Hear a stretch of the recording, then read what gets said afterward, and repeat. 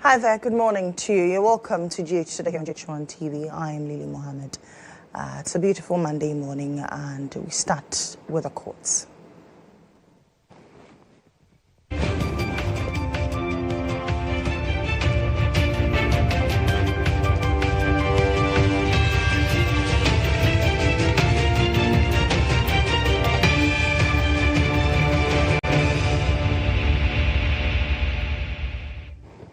And Captain has joined me this morning. Captain, good morning to you. Good morning, Lily. How are you doing? I'm good. How was your weekend? Well, come see. It was good because I attended one of my best friends' events. I saw you actively working over the weekend. Stronger Together Women's Conference. Adwa had a very interesting program, right? Yes. It's on women's health, and so congratulations to her.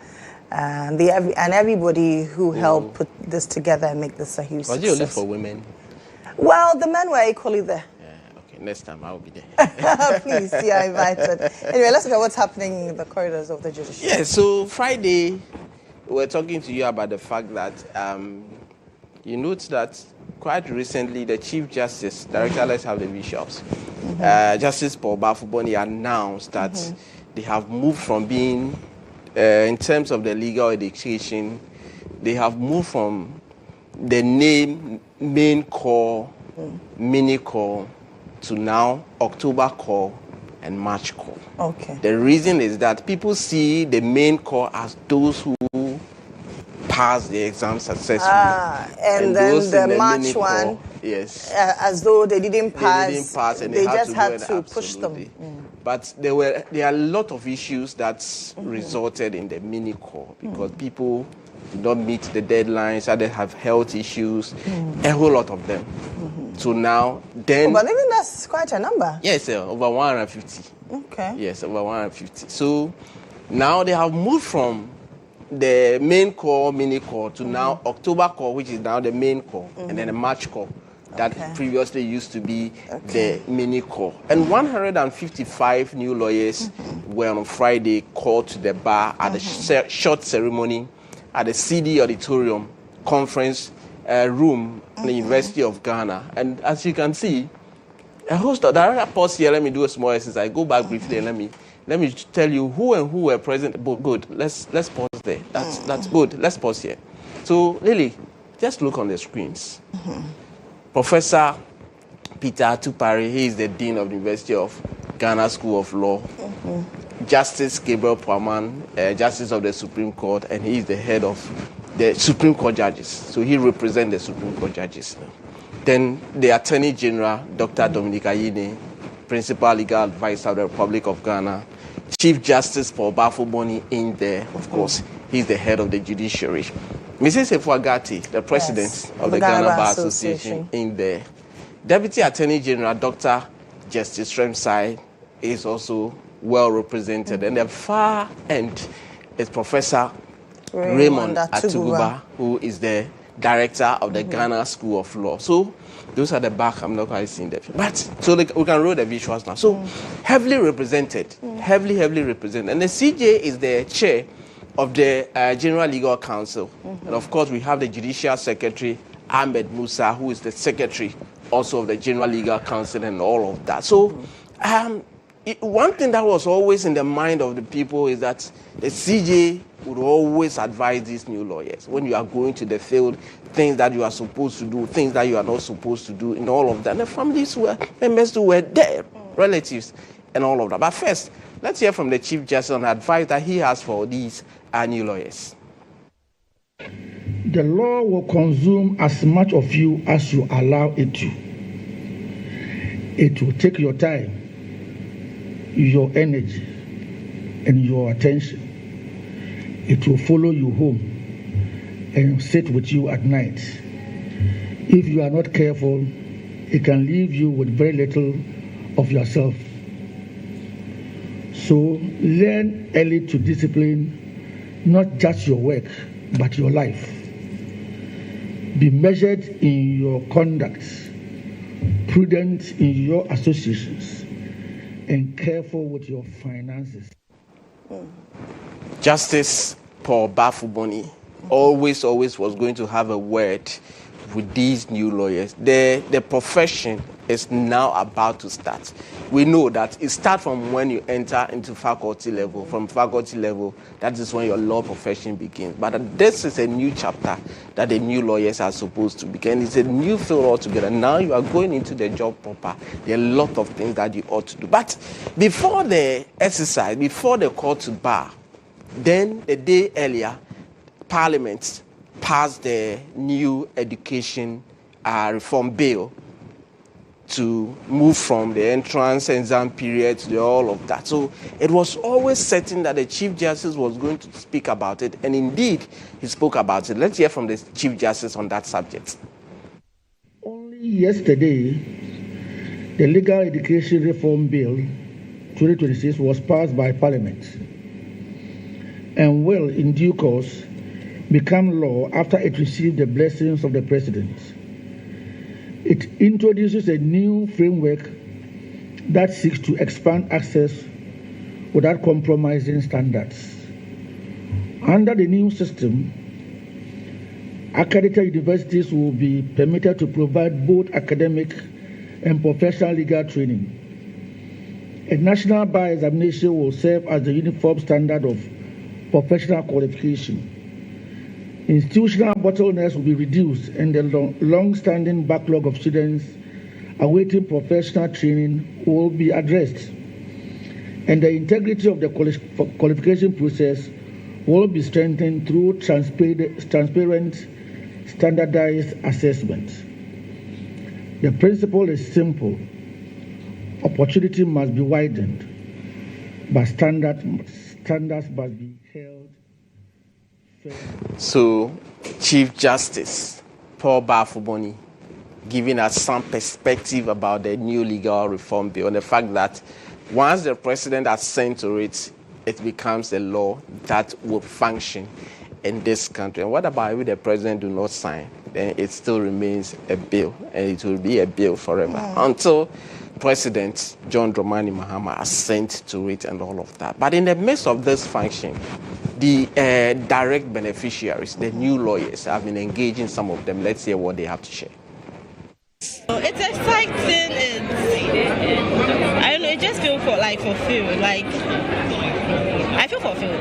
It's super wonderful. I'm literally speechless, and I just give thanks to God, because without Him, I wouldn't be here, my family as well. And I want to say congratulations to everyone as well that's made it, and I'm super proud of you guys. And all the best with your journey. By the grace of God, I would say it was good. Yeah, it was good. Well, it's exciting. I mean, you can imagine. I'm sure you were here. Our families, our friends, all here to witness our call to the bar. So we are really excited. I, for one, I'm elated because. Oh, very special, of course. Looking at their faces, you can tell that everyone is excited to be part of this. Okay. Yes, so everyone is excited to be part of it and all of that. But Lily, what about the parents? Let's hear from the parents. And since I'm so many and me I do my mebano, pass na why graduation. It's not easy. It's not easy. Even in entering, how you progress to the stages to this time that he has completed the course. It's not easy. Manage. Me de wa mu. Me ba be lawyer and come see the new. On coming come home. They say nyame ama me so. Me ba be lawyer there. As that Islam de masafi hu. I can't even explain the excitement. I'm very happy. Very, very happy. So right now, Yaboka be great. Very happy. Yes, Charlie, Lily, the parents are saying that, look, they are very excited because some of them, they've really spent so much money. So we expect NAM1 to also happen today and all of that. So that's all we'll have for you on the segment this morning. Thank you very much, Captain. That should do for court. I take a break. When I come back, the Ghana Armed Forces is embarking on a project towards autism awareness. I'm back with them shortly. Stay with me.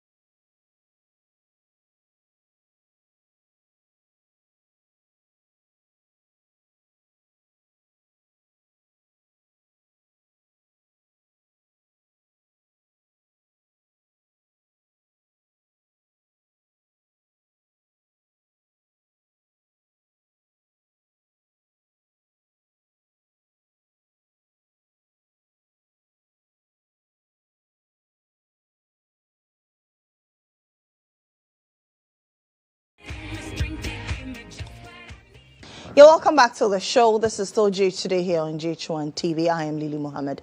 I mentioned to you a while ago that this morning the Ghana Armed Forces is embarking on a special project for people with special needs, especially persons living with autism. And this morning I've been joined by Brigadier General E.K. Comey. He's chairman of the project, Ghana Armed Forces Special Needs School Project. I've also been joined by Dr. Erica Dixon. She's a physician, clinical psychologist, and a member of the project committee, and then Patience Amenyo Tinyo. She is a caregiver. And this morning we're talking about autism. Tomorrow begins, 2 days away, is Autism Awareness Month. Today is 30th, so tomorrow is 31st. From the 1st of April, we are marking Autism Awareness Month. We're raising awareness about autism. We're clearing all the myths, the misconceptions, all the thoughts you had about autism. We're trying to clear them this morning. Good morning, ladies and gentlemen. It's good to see you. Now, let's start from what autism is. A lot of people have thoughts about it, that, this child has a spiritual condition. The mother obviously wronged somebody. That's why this child is experiencing it. What really is autism? And is this something that you can easily detect when a mother is pregnant? Okay. Well, thank you very much for having us. And I'm happy you started from the angle of, is it a spiritual illness? Unfortunately, in our Ghanaian cultural context, there's a lot of myths about it. But autism is, if you like, a brain wiring condition. The brain is more or less the electrical wiring that makes us act and behave and feel all the emotions that we get. And in persons living with autism, the wiring, the neural wiring is different, and so developmentally they are a bit different. So it's a real thing, not a spiritual condition. Their wiring causes them to have certain areas that are deficient in the sense that communication can be very challenging for them. Social interaction can be extremely challenging for them. And you'd find that sometimes they are honed into certain areas of detailing. They have special interest. They show certain repetitive behaviors. Now, it's not a single condition where, let's say, if you have malaria, you have fever, headache, and so on, and that's it. For persons living with autism, it is on a spectrum. If you say somebody is on a spectrum, what does it mean? Exactly. So a spectrum means there are many unique, different forms of it. So some are on an extreme left, others are on extreme right, and all the shades in between. So each person is unique in their strengths and their weaknesses, and no two persons living with autism are the same. Unfortunately, people perceive those with autism, especially those who are on the extreme left.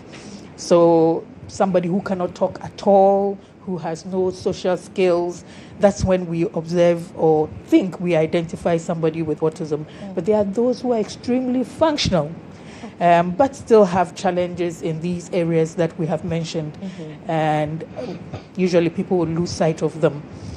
This month we are talking about it so we can identify the whole spectrum and see how best we can help everybody,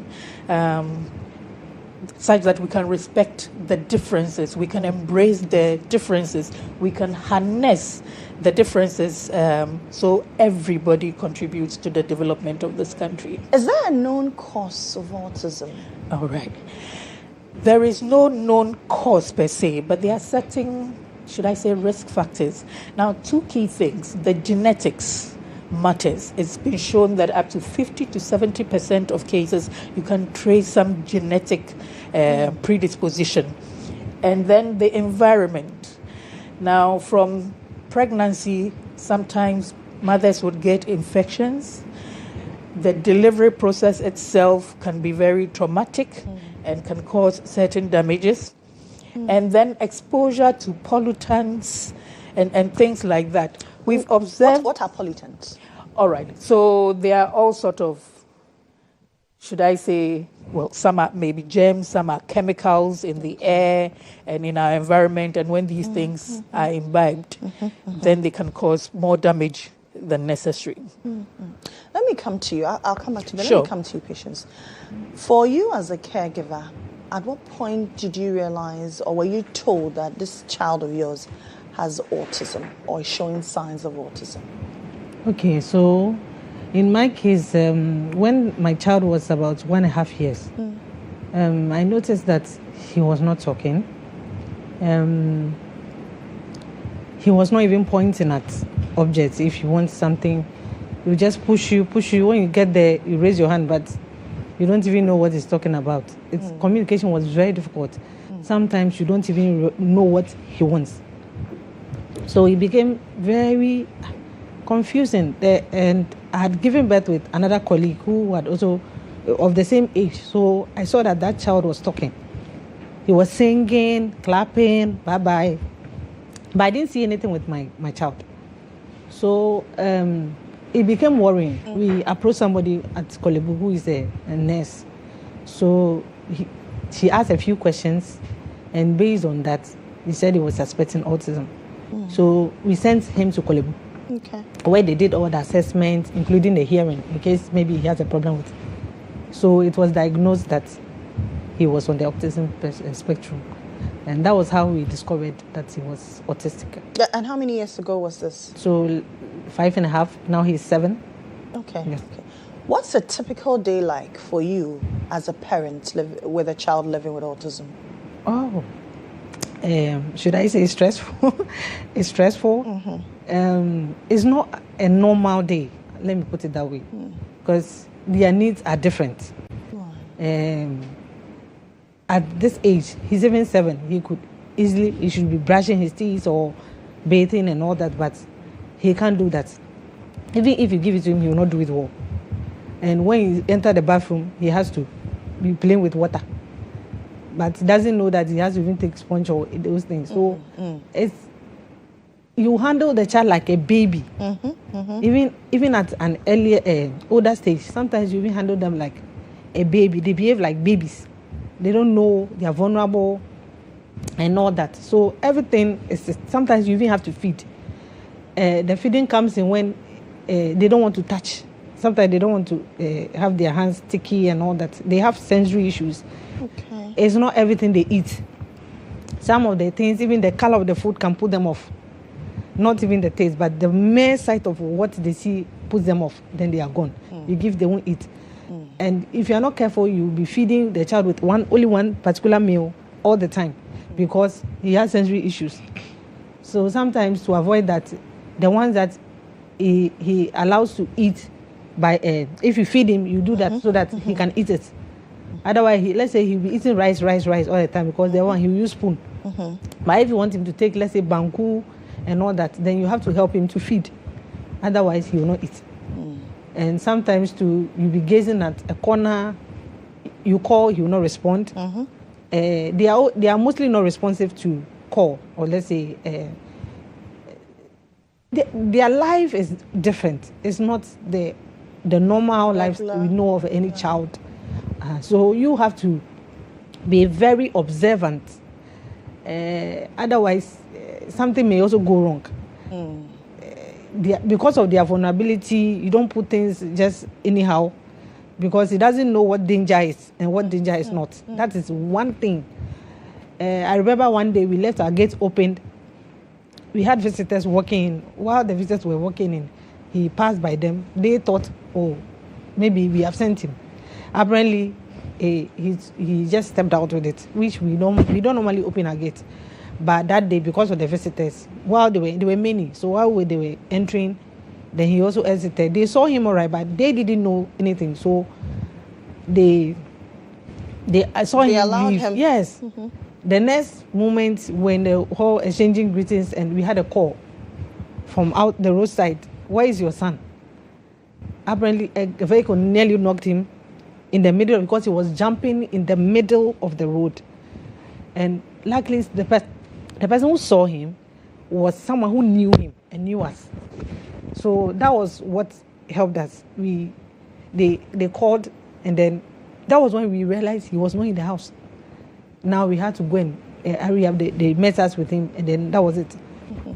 Then he was also in a mainstream school initially. Even before we detected the spectrum, he started school at one when he was exactly 1. So that was even before. So he was in the school for some time. And the school is a mainstream school. They are not trained for special needs. So there are times that the kind of observation you should do, some of the things that they should even look out for, they don't know. So as every school... But at the time he started school, nobody realized that he was non-verbal. None of the teachers... No. They didn't draw attention. Okay. And initially, I thought it was speech delay. Yes, because he was only 1 year. And we know some children don't talk early. Which is true. Some children do not talk early, but they eventually talk. So it initially looked like that. So they also did not detect it until we came back from Kolebu and we went back to the school to inform them that this is the diagnosis. Okay. Now, Brigadier, for you as a service, at what point were you prompted that you needed to focus on a project targeting special needs? Okay, so basically, I just want to acknowledge my Chief of Defense Staff and the Military High Command who have made it possible for us to travel this journey. So basically what happens is that we have parents with children on the spectrum serving in our units. And if the armed forces has to be effective, then it has to be efficient. So they kept on complaining about issues with their children, and our school systems didn't have anything in place to support them. So it meant that effectively these soldiers were becoming deficient in their duties. And that came to the attention of the Military High Command. And they said, wait, we have to do something about it because this is a situation that you cannot say you are releasing the soldier for inefficiency because it is not his doing. So that informed the reason why we are here. And we want to build a project that takes care of these children from KG up to SS and then for vocational training. So the whole program is to run a program from childhood transitioning to adulthood. And we are doing this in partnership with a school in Utah City, US, that calls Spectrum Academy. So we are going to draw a curriculum with them, get the expertise, and then go ahead. So that's when we realized that we had to step in. When are you starting this project? It was already on course. When are you starting? We will launch the program on 2nd April as part of the Autism Awareness Month launch. So we will launch the program and then we'll pick it up from there. What different services would you be offering parents for these wards? What different services? Okay, so basically what we're going to do is that we're going to offer the full spectrum of support for autistic children or for children on the spectrum. That is speech therapy, behavioral therapy, occupational therapy, and so on and so forth. And then besides that, we are going to also develop a center for parent counseling and support. Because which is very, very critical. Yes, very critical. Because when they come into that situation, the parents themselves are extremely stressed. And they tend to forget things. They are at work, they are thinking about the children, the safety of the child and all those things. So we are going to provide them with the support and help them also to build that critical mass that can push for policies in support of these children. So we're going to do that. And then, of course, we said we're going to prepare them for adulthood. So we're going to do all the vocational skills and find their strengths because some of them have extremely high performance strengths that until we train them and we groom them, we never come to know of it.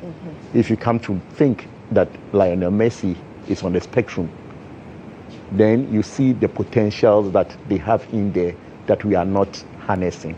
So these are the things that inform us. So this project, it will be a school, right? So it will be a day school. Yes. So for parents, let's say, who may have to travel for, you know how our Ghanaian society is, will they be able to come leave their children and then go? Is this something you're considering? No, you need the full environment for them to develop. Okay. So you need a school environment and you need a house environment. Because without this continuum, the children become a problem. Okay. So if you leave your child in boarding school from early age till he's out of secondary school, he has a challenge. Okay. So we'll do that. But what will happen is that because we are going to train them, when these parents have to travel, the people who will take care of them will be able to manage the children. Right.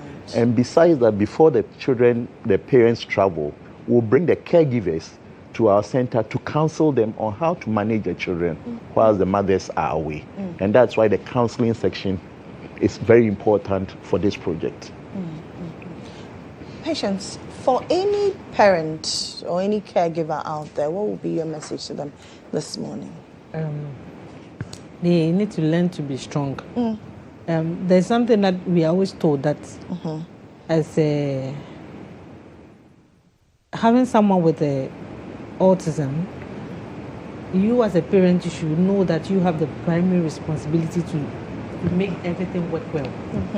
Even if you have, let's say, a caregiver, or you send your child to a special school, about over 90% of the effort lies in the hands of the parent or the caregiver.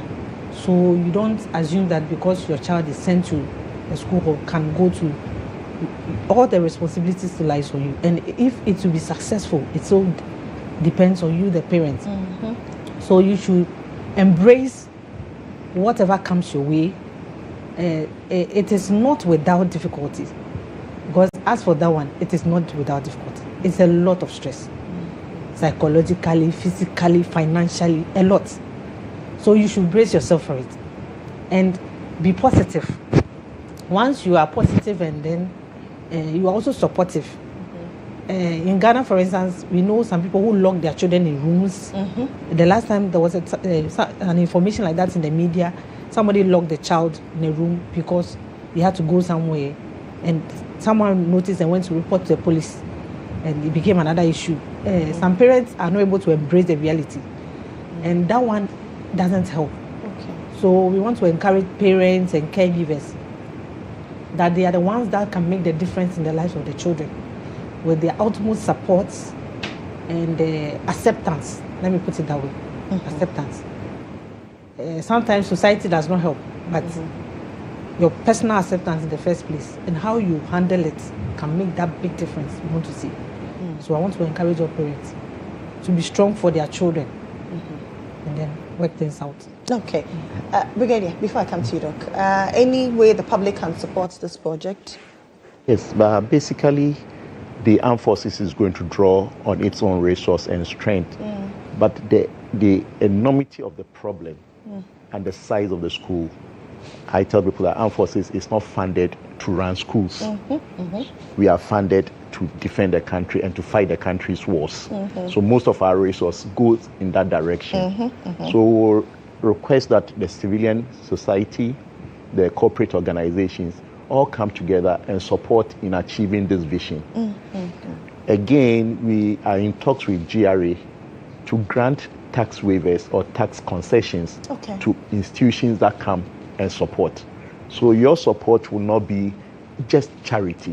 One, it will be a corporate social responsibility to society. It will be a marketing avenue for you, and then you get tax rebates as well. So you are doing as the society, not just the armed forces, the society a very good service when you come on board to support.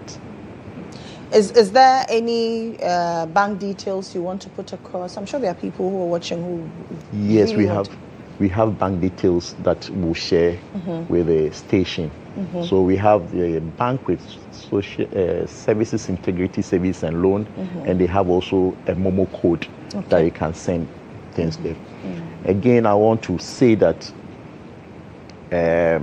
besides financial sponsorship, material sponsorship is also okay, because some of these stuff will have to be taken outside for training.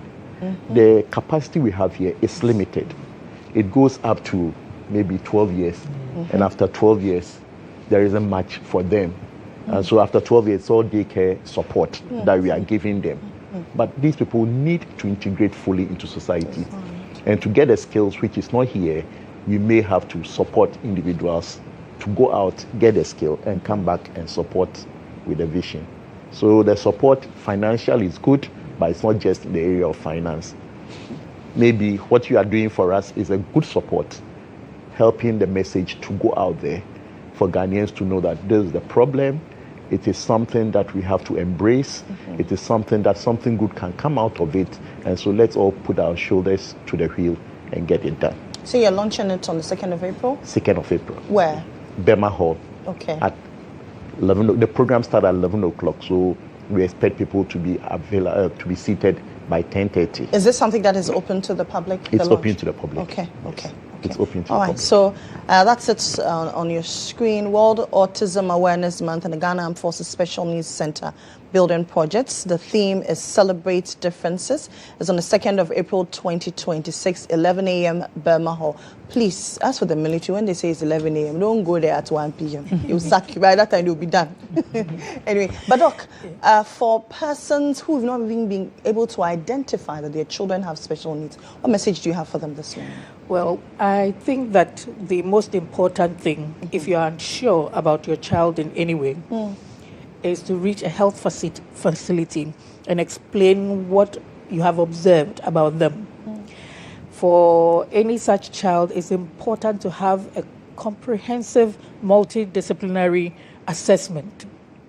When I say multidisciplinary, you have the neuropediatricians, you have the psychologists, you have the dietitian, as she explained, their sensory processing and how it affects their eating and so on, the occupational therapist, the speech therapist, the audiometrist. So a whole host of health professionals would have to assess and find out exactly what the problem is before they arrive at a diagnosis. Now, the assessment also would include looking out for the strengths, not only what the problems are. If this person is very talented or shows strength or interest in an area, then in planning their way forward, you're wanting to look at these areas to see, is this person going to be able to have a career in the future along those lines? And so the education sector also would have to come in with some assessment. And sometimes they can't go through the usual curriculum. Everybody is doing X, Y, Z.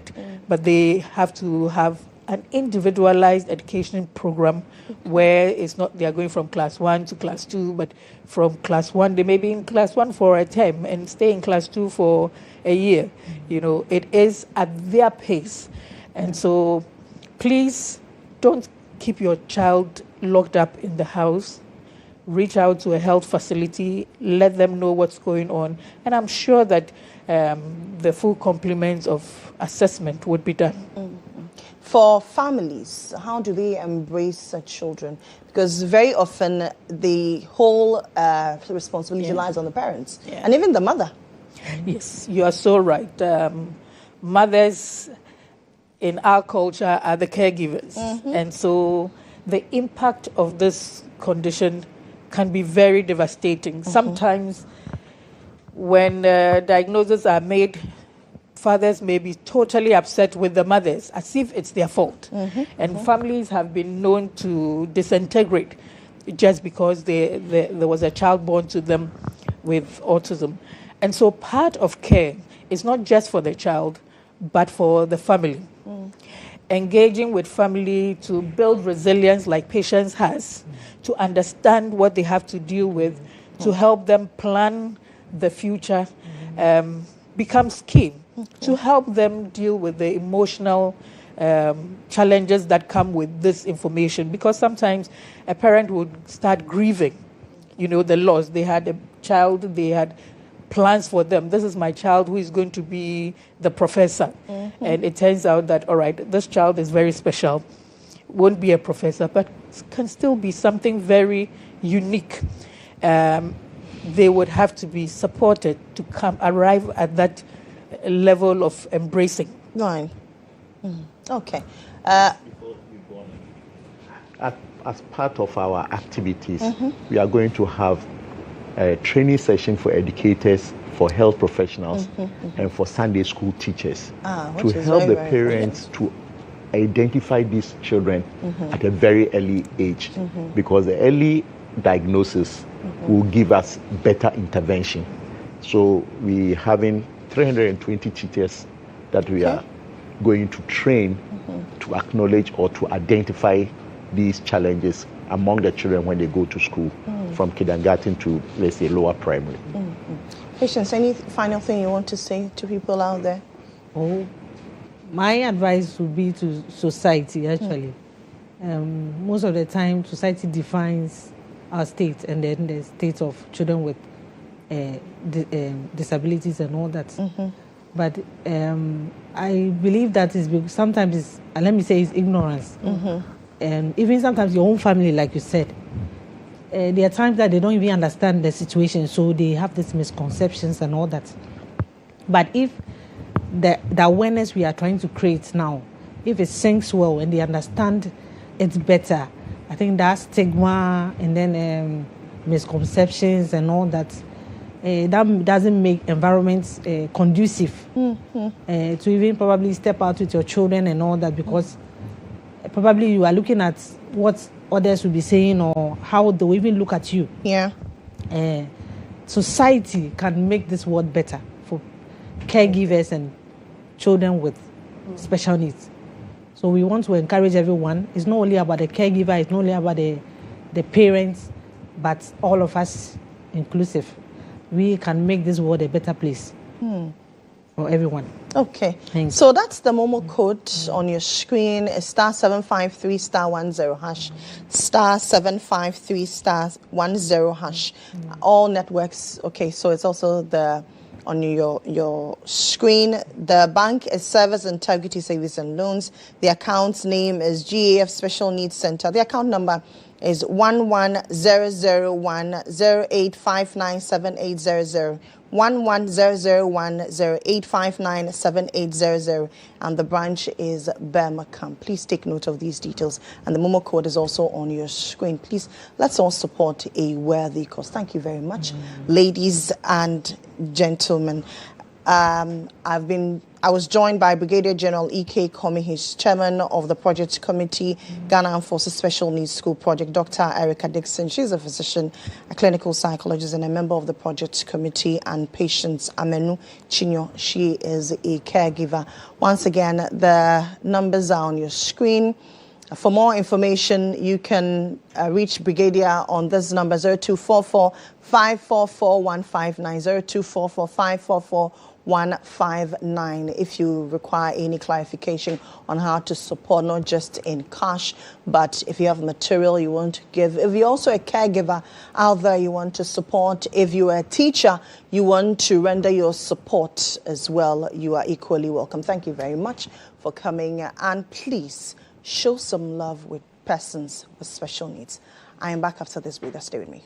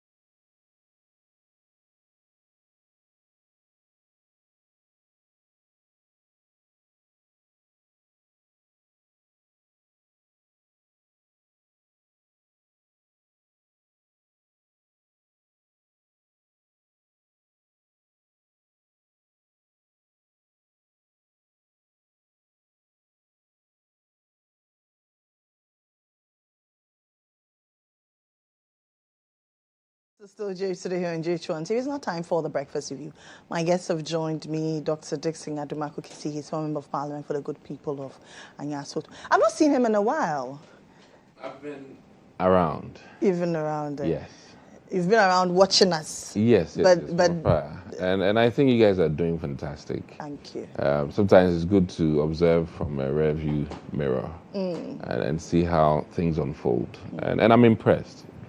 You guys do a really good job. Thank you. And I think you should keep it up. Thank you. Thank you. We've also been joined by Abbas Nuruddin Esquire. He's the CEO of the Social Investment Fund. And I'm curious what the Social Investment Fund does. Abbas, good morning. How are you? Good morning, Lily. This is my first time on your show, so let me say a warm good morning to viewers. Like you said, Social Investment Fund is a public company limited by guarantee. So we are caught in the mood of a non-governmental organization. It was formed by the African Development Bank, UNDP, and OPEC Fund for International Development in 1998. And the reason for the formation was that most of the DFIs, the development finance institutions, were becoming frustrated with the bureaucracies and the red tape in the public service. So they wanted a rapid mechanism to implement their project without going through government bureaucracy. So that is how come Social Investment Fund was formed.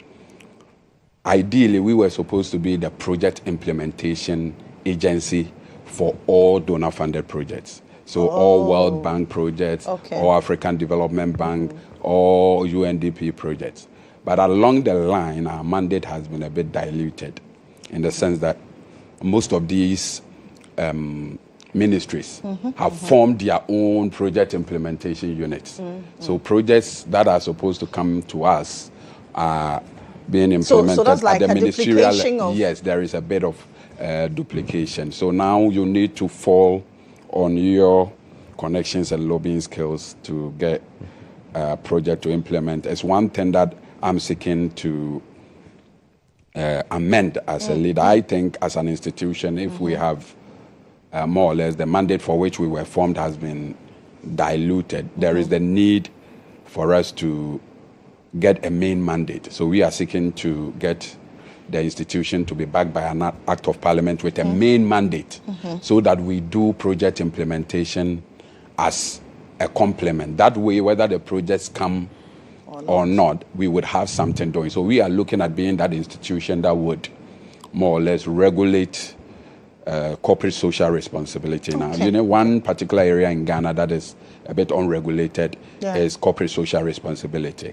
Everybody does what they want, but in the Companies Act, corporate social responsibility is more or less it's something that companies are supposed to do. And as a state, we need to regulate to ensure that the money goes where they are needed. And there are not too much duplications too. Because sometimes there are a lot of institutions doing more of the same thing and neglecting those areas where a lot of critical interventions are needed. So when I think we get there, we would definitely need a platform like yours to help us in the advocacy and in shaping the policy so that we are able to do something that benefits society. So principally, Social Investment Fund is a poverty alleviation institution, and we have a fantastic track record in the social space. I don't think there is any state institution in Ghana that has the track record we have in the social space. We have implemented about 7 or 8 projects since 1998. Ghana Poverty Reduction Strategy 1 was implemented by the Social Investment Fund. Ghana Poverty Reduction Strategy 2, Urban Development Project, and then we implemented the HIPIC, the Poverty Alleviation component of HIPIC. Presently, we have 2 projects, the Post-COVID-19 Skill Development and Productivity Enhancement Project, and then the Integrated Rural Development Project 2. So we do physical infrastructure. The reason why I say we have some of the best track record, in those remote areas where nobody would go, we are there. We do skills development where the donor funds, sponsors would allow. We do a bit of microcredit skill development. So, you know, poverty alleviation is broad and varied, and everything can be subsumed under it. So depending on the focus area of the project sponsor, we are able to do everything. Okay. I'm sure in subsequent days we'll definitely we'll have a conversation on but that. Doc, how's Dr. Champon doing? Dr. Barney Champon doing? Barney Champon, fascinating guy. He's weathering post-elections very well. You caused a bit of a storm in there. Your camp was one of your candidate was one of the candidates that people rarely talked about, but he caused an upset. Well, as he said, he didn't come to test waters. I remember asking him that question. Yeah, so I thought staying away for almost a month, I won't meet this question, but well, unfortunately, you decided not to come here after the election. It's time to ask either way, you. I think quite frankly, we're very happy with the results. As much as we had hoped to win, I think the performance is encouraging, and what it means is that we are certainly a force to reckon with, and we're very hopeful that we can, as it is, support the winning candidate and pave way for a win in 2028. Albeit, we must admit that it's going to be a difficult task, regardless of who would have won. Who do you want to be selected as running mate? I'll leave that to the... Is that something that the camp yearns? No. Okay. No. You just want to serve the party? I think we're at this point in time, we just lay back and support the party process. Okay. Let's talk about a few issues of national interest. First, let's talk about the building collapse, unfortunate one. Over the weekend at Accra New Town, unfortunately, 3 people have died, 20 rescued. They are envisaging that there were about a little over 30 people in there. So they're still working around the clock to be able to pull people out of that wreckage. Quite unfortunate one. That building, I saw the picture of the building before the collapse, and I was asking myself if there was an assembly there that kept allowing, because imagine if it was a school day and it was not just a church in there and there were children, pupils in there studying and the building collapsed. What would we be witnessing? Quite unfortunate. Doc? Well, our hearts also go out to those who have died. I'm deeply troubled by the event, and it should have no political colorations. Very important. It so happens to be in the constituency where Henry Korte was the MP. Regardless of the situation, I really think that one, building permits in this country, the engineers that we use for our building, these are all very important things that we shouldn't play with. And I really think that Ghana ought to carefully adapt the Japan way, where they are very, very particular about everything because of the earthquake history in Japan. And we take things for granted too much. Some of the fires in homes are largely because of wrong wiring, inferior quality wires. You'd be surprised to know that maybe the quantity of iron rods needed were reduced by a certain, factor, or the appropriate size of the columns were not, enforced. So we need to really carefully look at some of these things, especially with our building codes, or as it is, engineering assessment, and not just take documents and pass them on once they pay their bill. I mean, sometimes that's what happens. Permits are not carefully assessed before they are issued. And when you go back to even ask the assembly, you'll be surprised to know that there were some lapses. Some signatures were missed, or some reviews that were supposed to have been done were missed. But either way, those who occupy buildings also need to do checks, and I think that on a yearly basis of some sort, engineers are supposed to go into buildings and check, as the state would permit. I remember visiting a cousin in Connecticut, and his netting on his door was torn. The assembly gave him an ultimatum, 3 days, fix it, or we'll come and fix it and give you a bill. So if the assembly can even just worry you about either your lawn not being mown and things like that, I think it tells you that there's careful scrutiny of buildings. And let me also admit that all of these buildings should have a fire extinguisher, and that means that the fire company is supposed to come and ascertain that things are in order and safe. So all these 12 years, what has been happening? Who has been going in to do a building inspection and to agree that the building is fit for a congregation or students? So these are things we need to carefully look at as a country, and all of these lives lost could have been prevented if these checks that are supposed to be done are done. EPA, all of these governmental, safety checks. We need to carefully look at these things. And this has nothing to do with politics, but, clearly we need to, as a country, quadruple check those local government things that are supposed to ensure. As I sit here, there are some story buildings that I wonder who approved, even my own municipal, because, small space and they put 3 or 4 layers and you're like, these grounds that I know are not fit for this level. So these are things that needs to be looked at, very carefully and stringent. And my worry is that sometimes, the engineers who approve also have to be audited. But that doesn't happen. So in other jurisdictions, those who give permits, their permits they've issued are audited again. And if we audit your permits and we see lapses in the buildings that you approved, then your ability to hold that office will be, questioned, and then you'd have to answer. So I think that we certainly need to beef up our engineering audits in this country, so that we don't go through these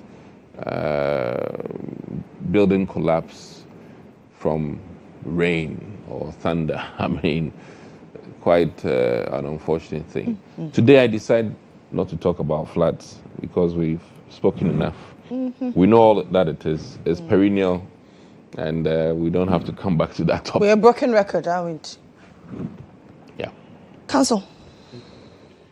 Yeah, well, I think I pretty much associate myself with most of the sentiments expressed by Dr. Kisi, except to say that most of the issues that matters have come in the immediate aftermath of the tragedy are quite worrying. But I think in the interim, our main focus should be the emergency response that has been deployed so far. As we speak, the numbers are quite conflicting. According to some sources, there were about 45 people in there.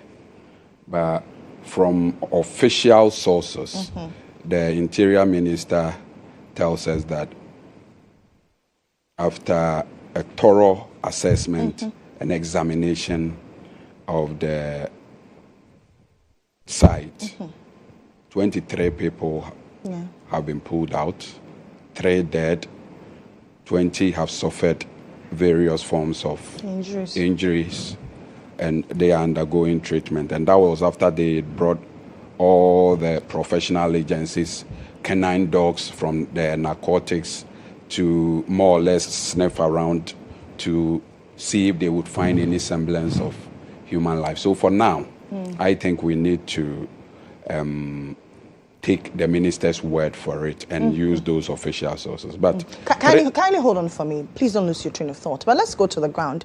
My colleague is on standby, Obed Kinga-Glue from the Accra Newtown area where that building unfortunately collapsed. Obed, can you hear me? What have you gathered this morning? Okay, so I think he's engaged in some fire officers. Updating journalists about the incident that occurred. Let's briefly go to him and then I'll come back and then update you on what we have gathered so far. Everybody's trapped in there, but later they realized that no, there are no trapped people in there. So this morning we are here to clear the place to see whether, if maybe, there is an unusual casualty rate there. Yeah. This building has been there for long, during the El-Swal administration. Exactly. Started during the El-Swal administration. Yeah.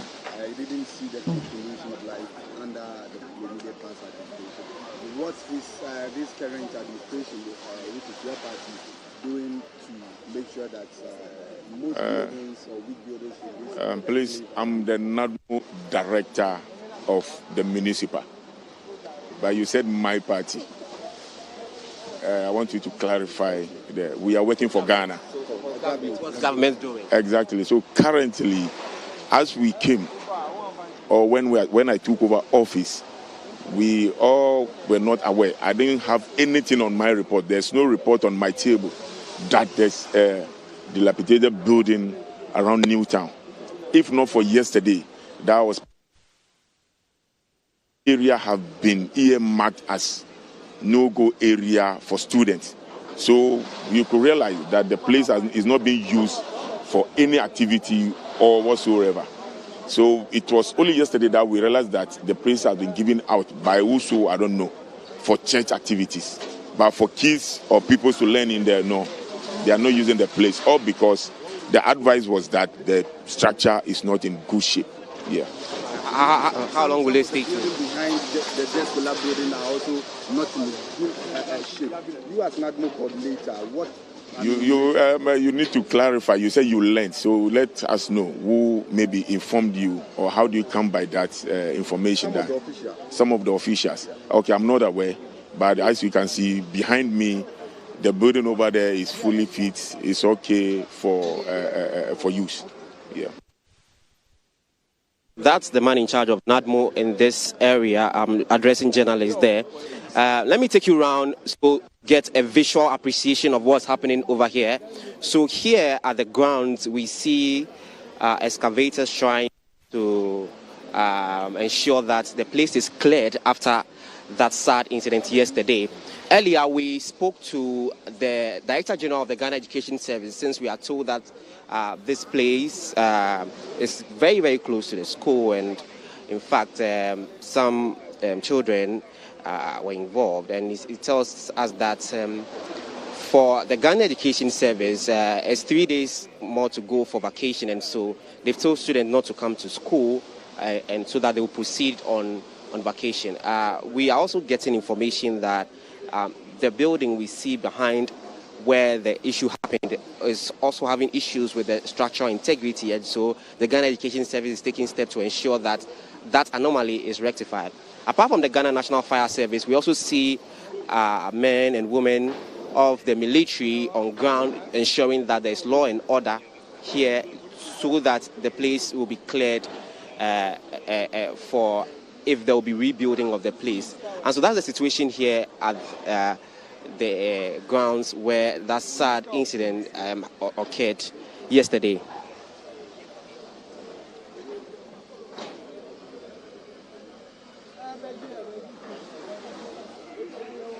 Yeah, he engaged the municipal NADMO director for the area, and we understand, according to him, that the facility that collapsed was not being used for educational purposes. But unfortunately, we do not know who gave permission to be used for church activities. Quite unfortunate.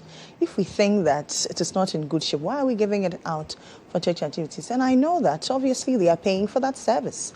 Anyway, Abbas, you on the floor.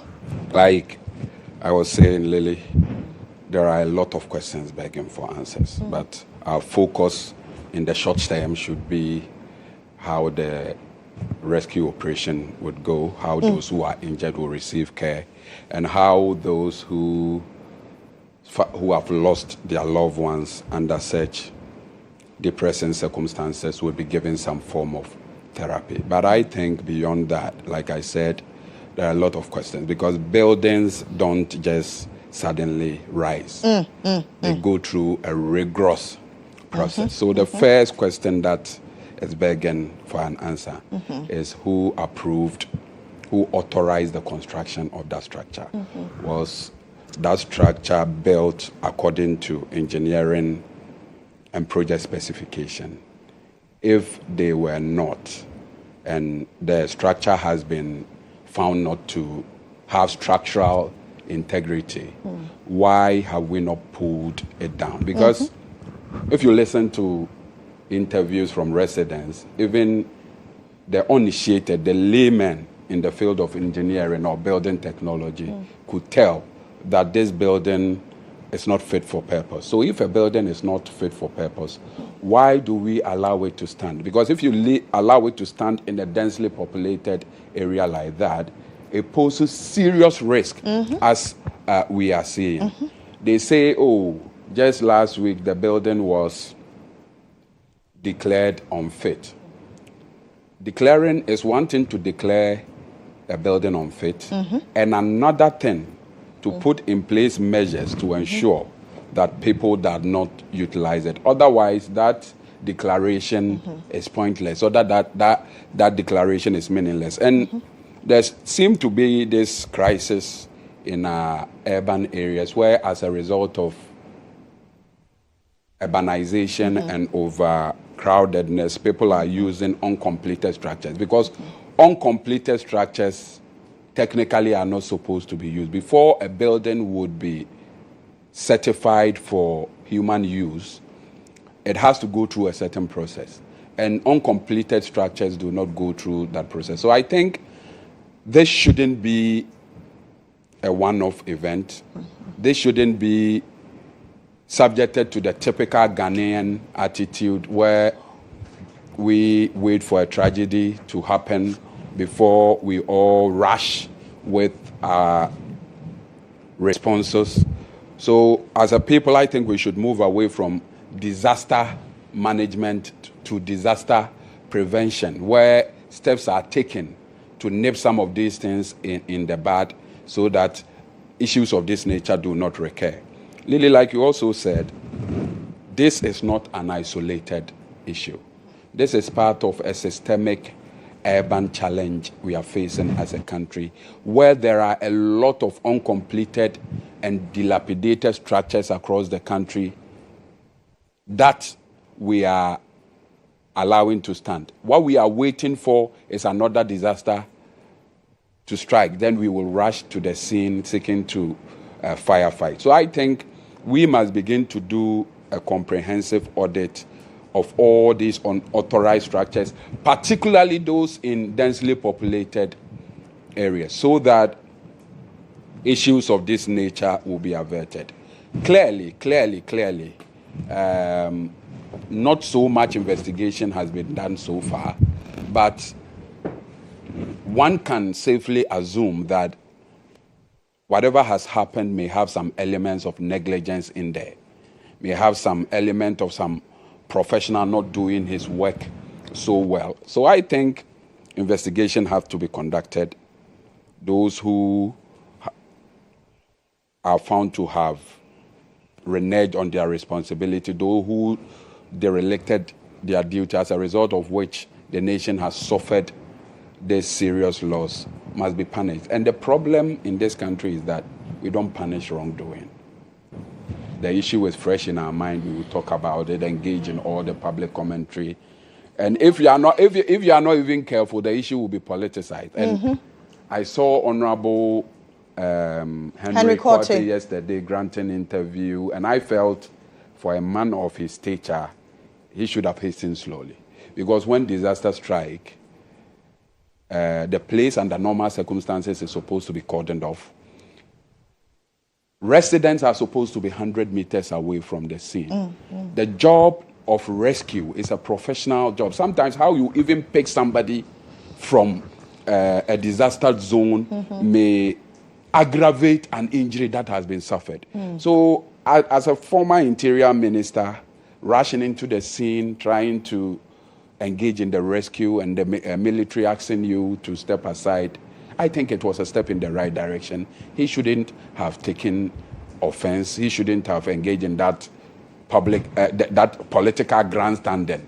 Because now the focus pretty much is on his commentary rather than the serious issues that has to be addressed. So in conclusion, I think beyond the rescue mission, some serious questions has to be asked. Those who renege on their responsibilities as a result of which these lives have been lost must be punished so that it will deter others. If we continue to talk about problems without exerting the necessary punitive measures, people are emboldened. People think there is no sanction for some of this irresponsible behavior, and it will continue to fester. The other thing is that a comprehensive audit must be conducted. Now, if you go on social media, people have started taking pictures of structures standing at various areas in densely populated areas. Let's go in there. Let's conduct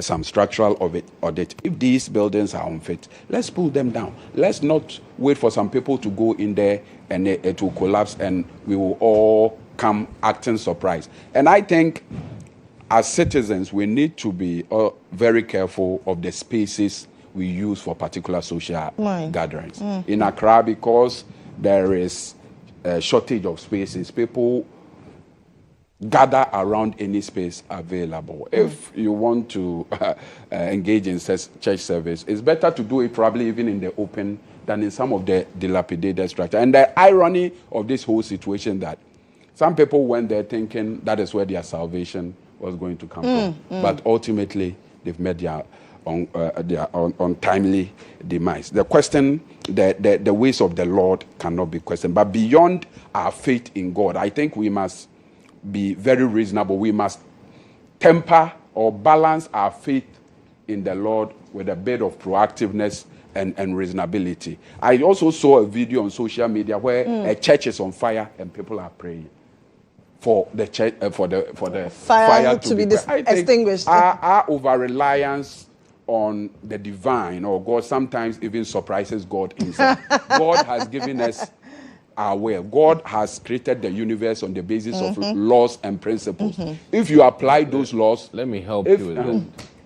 You know, in the good book, there was a time Christ himself ran away when he was about to be stoned. Yeah, definitely. He said that my death is by the crucifixion, not by stoning. Definitely. So sometimes common sense. Yes, we need to apply the universe is created on laws and principles. If you apply those laws and principles, regardless of whether you believe in the Lord or not, you will prosper. But if you don't apply those principles, no matter how loud you pray, you will still not benefit from the fruits of the year. So, like I'm saying, we need to temper our reliance on God with reasonability, with proactiveness, so that some of these issues will be averted. Okay, I take a break here. When I return, we'll talk about President Mohammed's rousing welcome as he returned from the United Nations after that historic resolution that has declared the transatlantic slave trade the gravest crime against humanity. We're back shortly.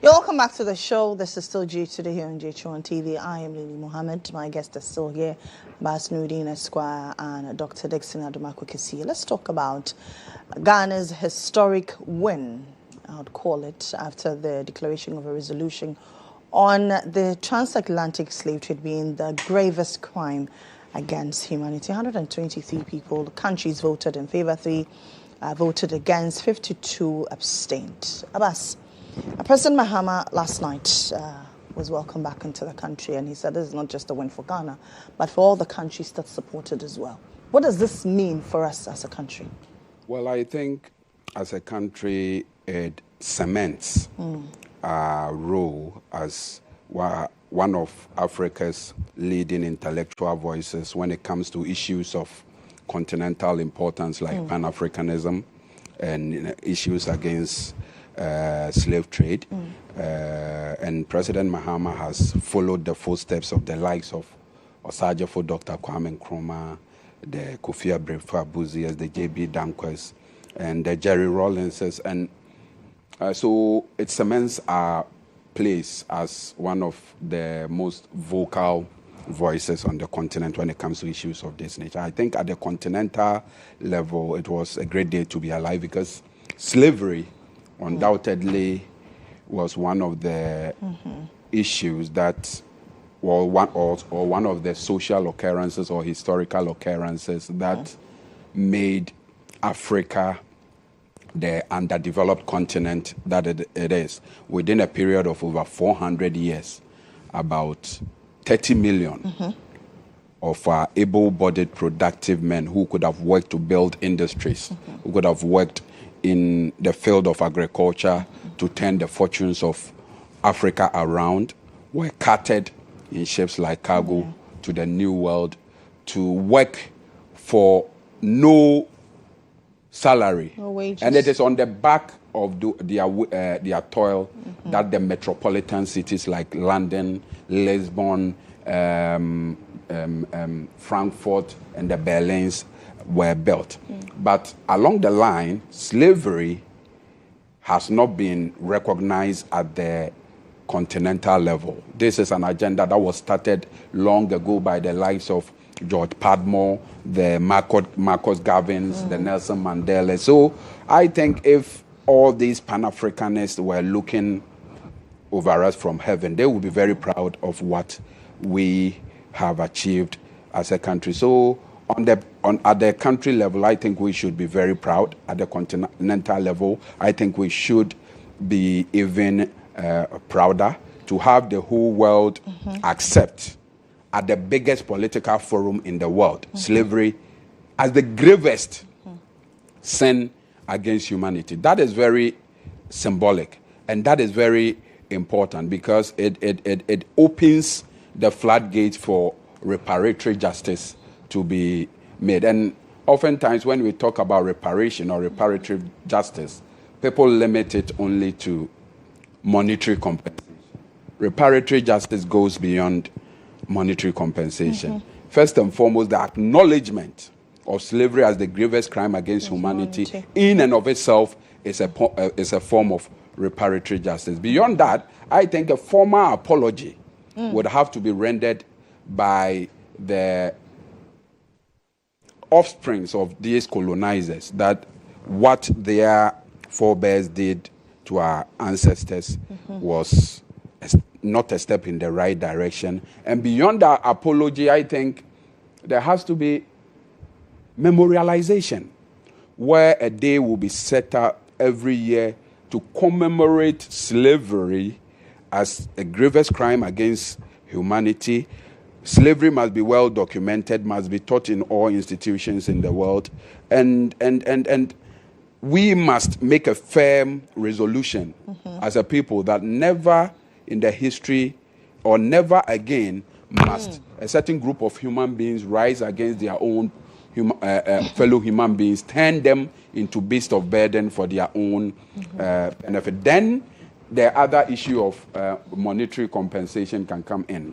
But there's been discussions about how the monetary reparation, the form it should take, and the people who should be the recipient. Many are of the view that because those of us in continental Africa, our forebears participated in the slave trade, we shouldn't be talking about reparation because we were active participants of the slave trade. But I think that argument is a bit flawed in that the white man or the colonizer put in place inducements at the time which more or less baited the traditional rulers at the time to actively participate in this act of slavery. And in most of the instances, they engage in a bit of trickery or deception.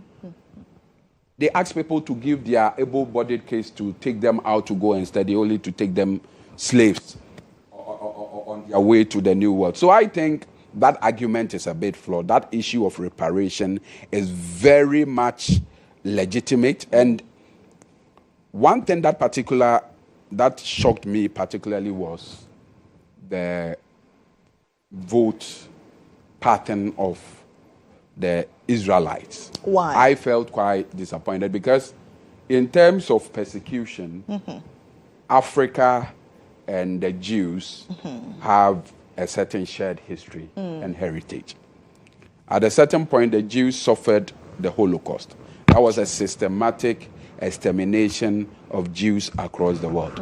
At a certain point, the whole world recognized it as a crime against humanity, and reparation was paid to the Jewish nation. Reparation of 90 billion was paid to the Jewish nation. And on top of that, anybody who even denies the Holocaust is seen as anti-Semitic and may even suffer some consequences depending on the country. So for a country with this history to outrightly deny slavery, because in terms of longevity, in terms of duration, in terms of scale, in terms of economic impact, the Holocaust come nowhere near the transatlantic slave trade. So for the Jews or for the Israelites, or for the state of Israel to vote no to something that is recognized by the whole world as a crime against humanity, for me, was quite hypocritical, and it was quite unprincipled. You don't think it's because they are allies with the United States? No, you see, the fact that a certain nation is your ally doesn't mean you should swallow everything thrown at you, hook, line, and sinker. And the best ally is the one who is able to look at his friend and tell him you were wrong here. Quite apart from this issue, to say they followed the voting pattern of U.S. because they are ally is to say that they support everything the U.S. will do because they are allies. But there are instances where there has been very significant disagreement, even though they are allies with the United States of America. So the argument of a certain relationship with America cannot be the reason for that voting pattern. And I think as a country, this should form a basis for us to begin to reassess our relationship with some particular state, because they are not out there looking for our interest. They would only align with us when it suits them. But when it is convenient for them, they will shun us. And that is why I find very insulting the recent calls by the Israeli ambassador in Ghana calling on you, the media, to support their genocide in Gaza. I think Ghanaians need not align with people who would abandon us when it matters most, especially when there is a justification for the things we. So I think President Mahama, once again, has shown leadership. President Mahama, ever since he emerged, has established himself as a unifying force that even friends and foes alike are able to align with. And I think we should be proud as a country to have him as president at this particular point in time. And I'm not surprised that all the Council of Ministers in ECOWAS has unanimously endorsed his candidature as the sole candidate for the AU chairmanship in 2027. We pray for long life, good health for him, so that he will continue to lead that continental agenda to help Africa reclaim all it has lost in the decades or the centuries that came before this. Thank you very much. Well, Doc.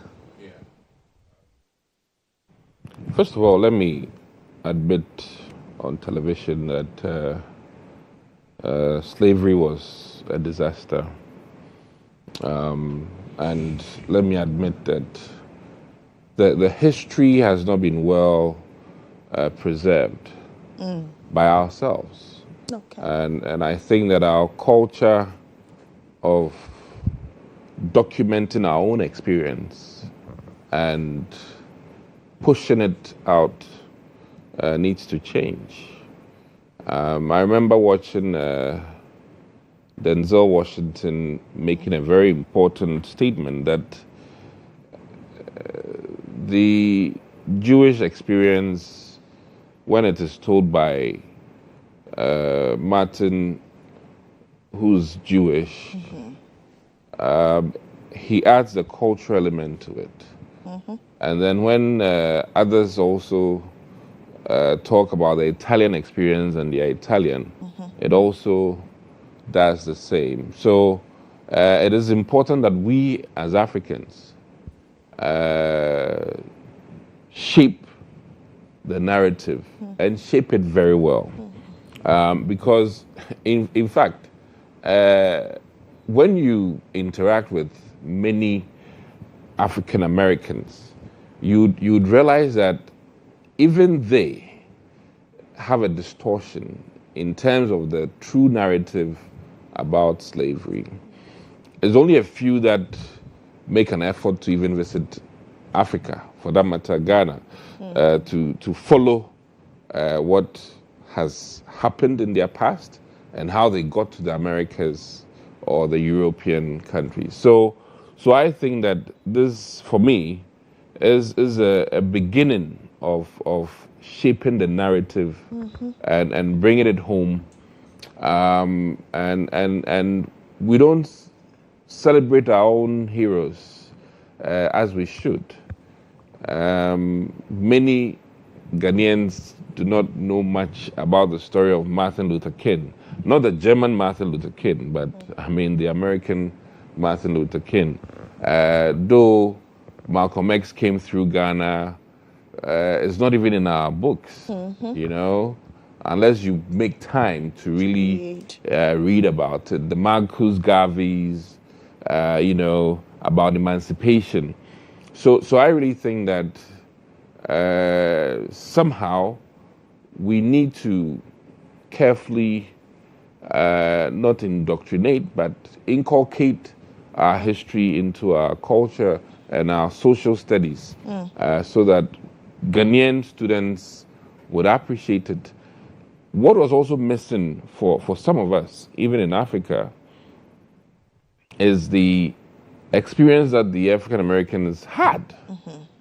It is lost on many Ghanaians, or shall I say many Africans, in the sense that we, quote unquote, see the Akatas reacting and behaving in certain ways, and we distance ourselves from it because we do not appreciate the pain and the suffering of the ordinary black man in America.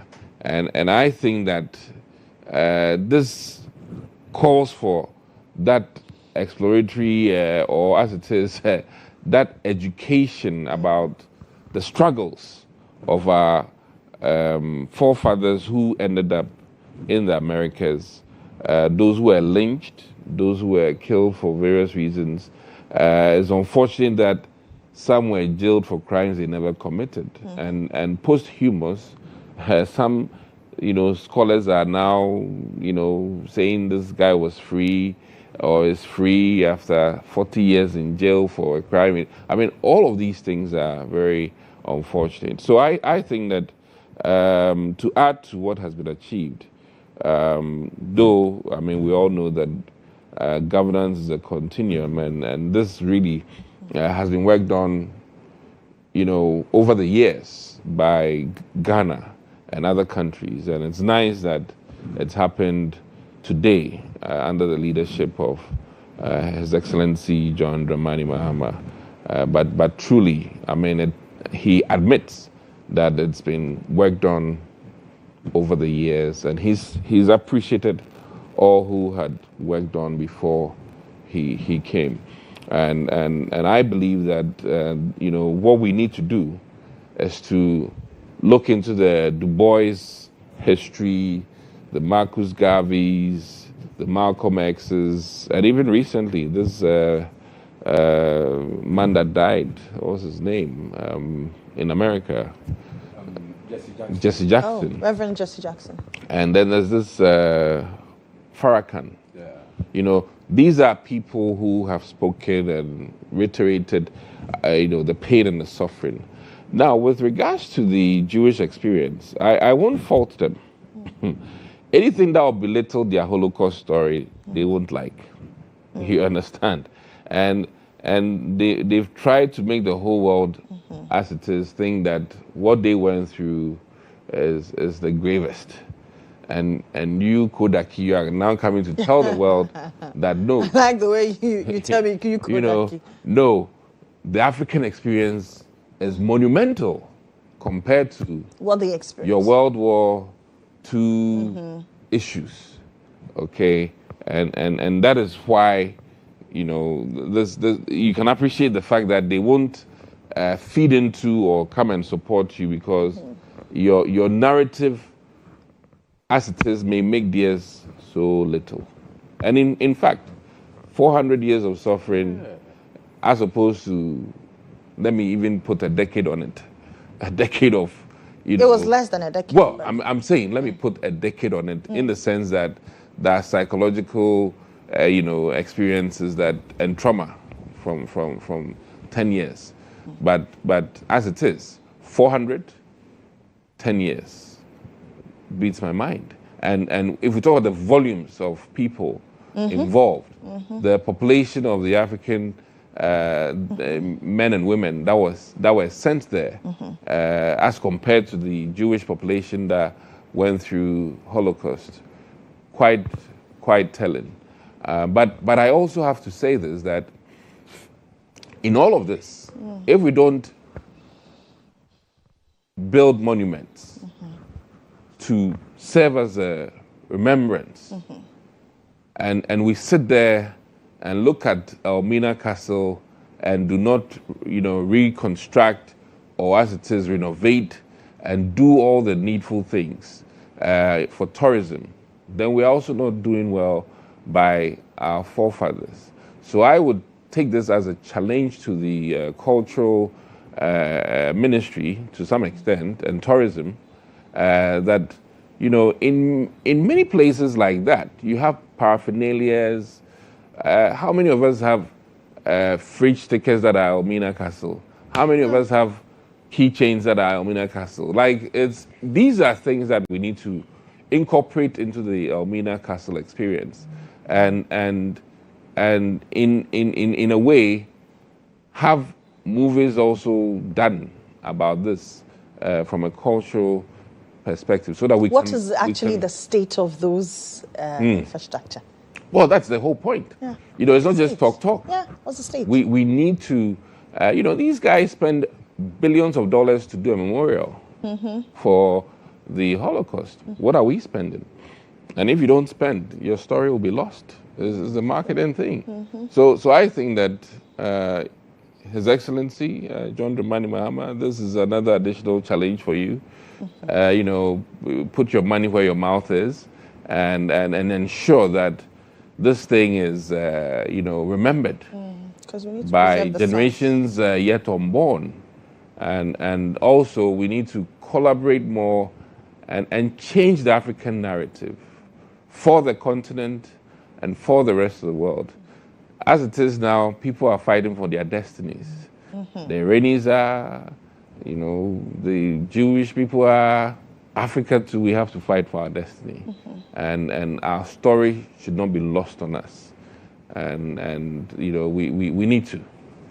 To borrow from Bob Marley, if you don't know your history and you don't know where you're from, nothing can really move you. So I'm fully in support of this, and wish all of us well.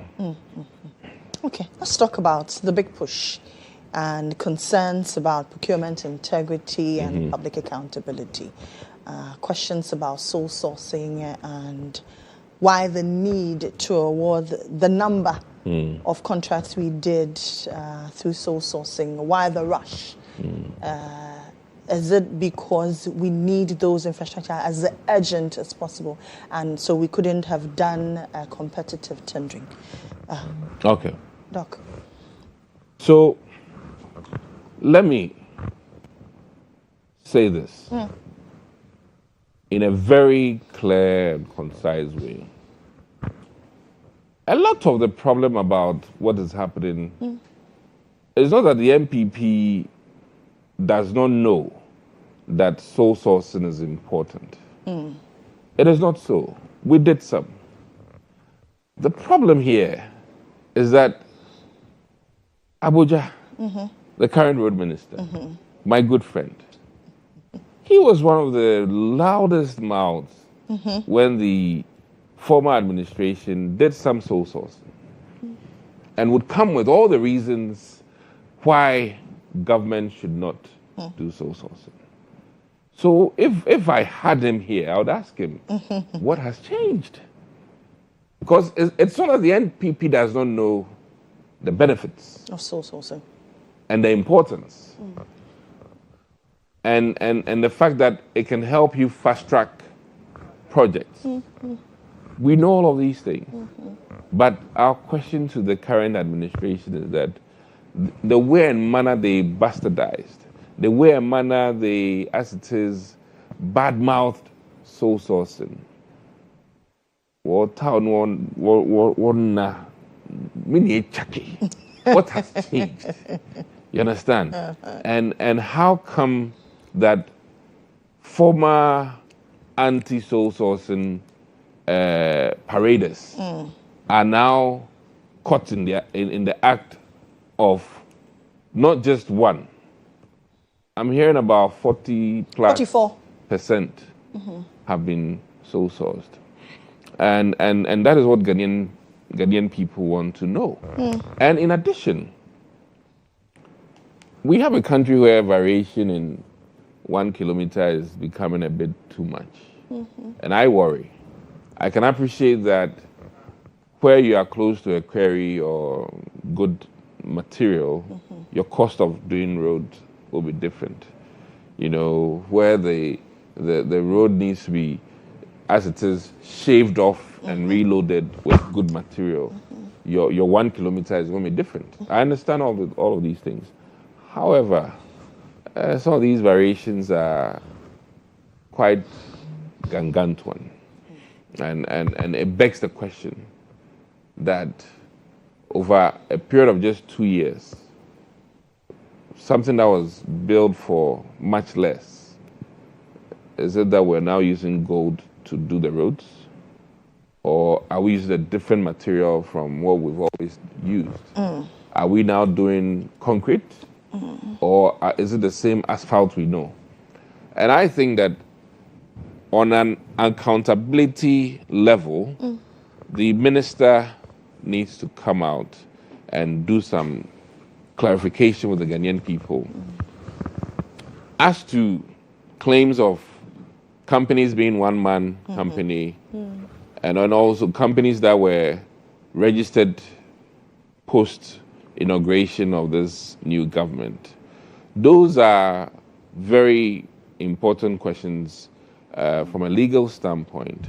I think that I hold nothing against engineering and planners. It's been a known company. It's done business with government for a long time. If you gave them a contract, or Skyfest a contract, these are companies people know. Or resource management. I mean, there are companies that people know.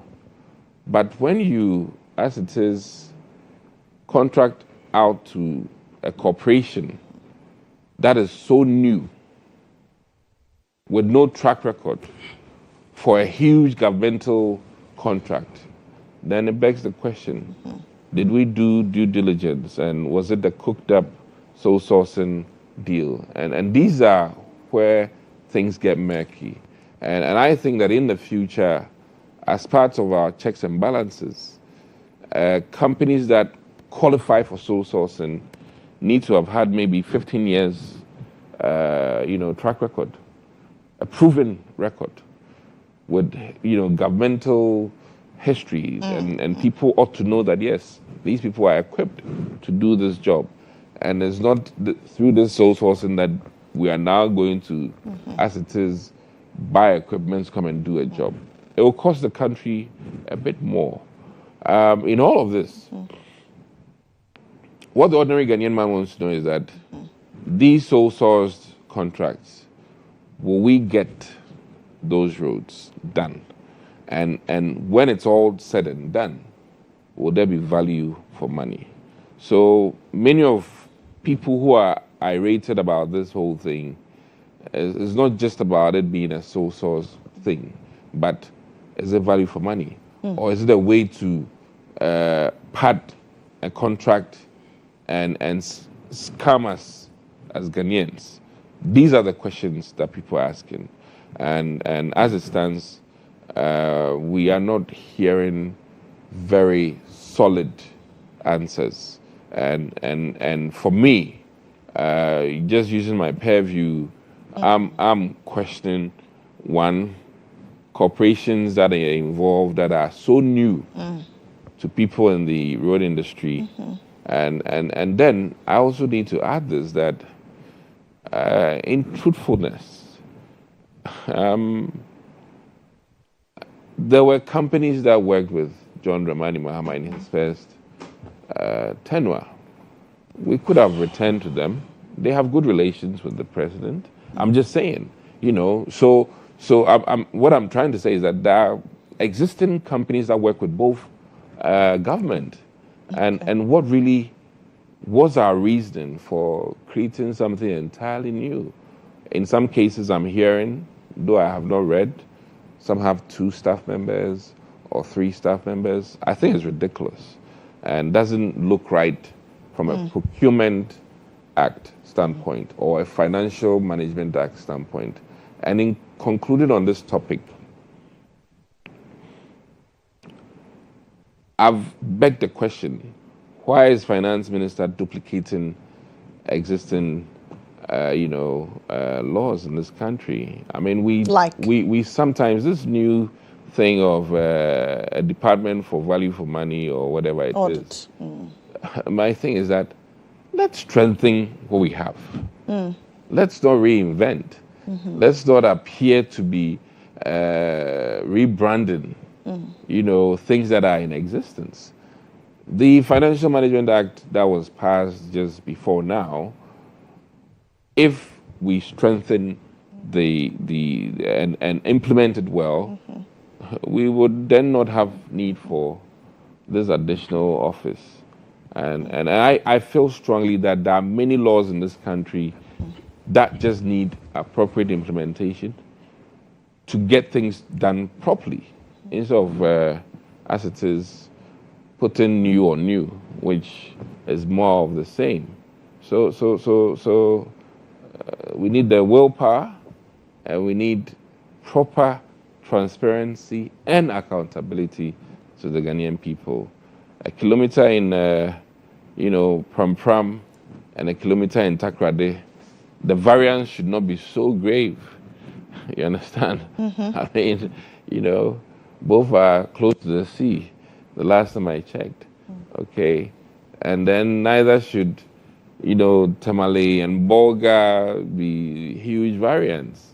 What really is the change? Well, what is really happening? So, Honorable Minister Kwame Abuja, fantastic guy, but the way he was loud during the Nana-Addo administration about sole sourcing, I want him, he should help me understand why now he's a proponent, a crusader for sole sourcing. Okay. Council. Yeah, Lily. I think before I even proceed to the issues, it is important I make the point that in principle the John Mahama administration is not against any journalistic endeavor that seeks to ensure transparency and value for money in public contracting and our procurement processes. So in that regard, we welcome the work by the Fourth Estate. But I think in as much as we want transparency in the procurement processes, I think civil society organizations that also want to gatekeep in terms of ensuring value for money should also be mindful of the things they throw out there, lest they may be exposed as being sloppy and not being thorough. This whole Fourth Estate thing was started as the first scandal of the NDC government. And when evidence was brought to challenge some of the claim, they moved from it being a scandal to other peripheral and inconsequential issues. Sole sourcing is one of the procurement models under the Public Procurement Act. So sole sourcing is not an unlawful procurement model. It is an acceptable procurement model under our Procurement Act. And the law states the circumstances, the instances under which sole sources could be used. NDC never in opposition spoke against the use of sole sourcing. What we spoke against was the abuse. What we spoke about, and it is captured in our manifesto, is the abuse as supported by an audit conducted by the Kufuor government, the Cocoa Rose audit, in which it was established that most of the inflated contracts under the MPP government were sole sourced.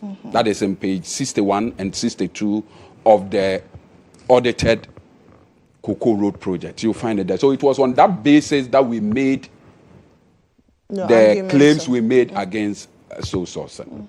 Having come to government, one of the promises on the back of which we rose to political power was the big push.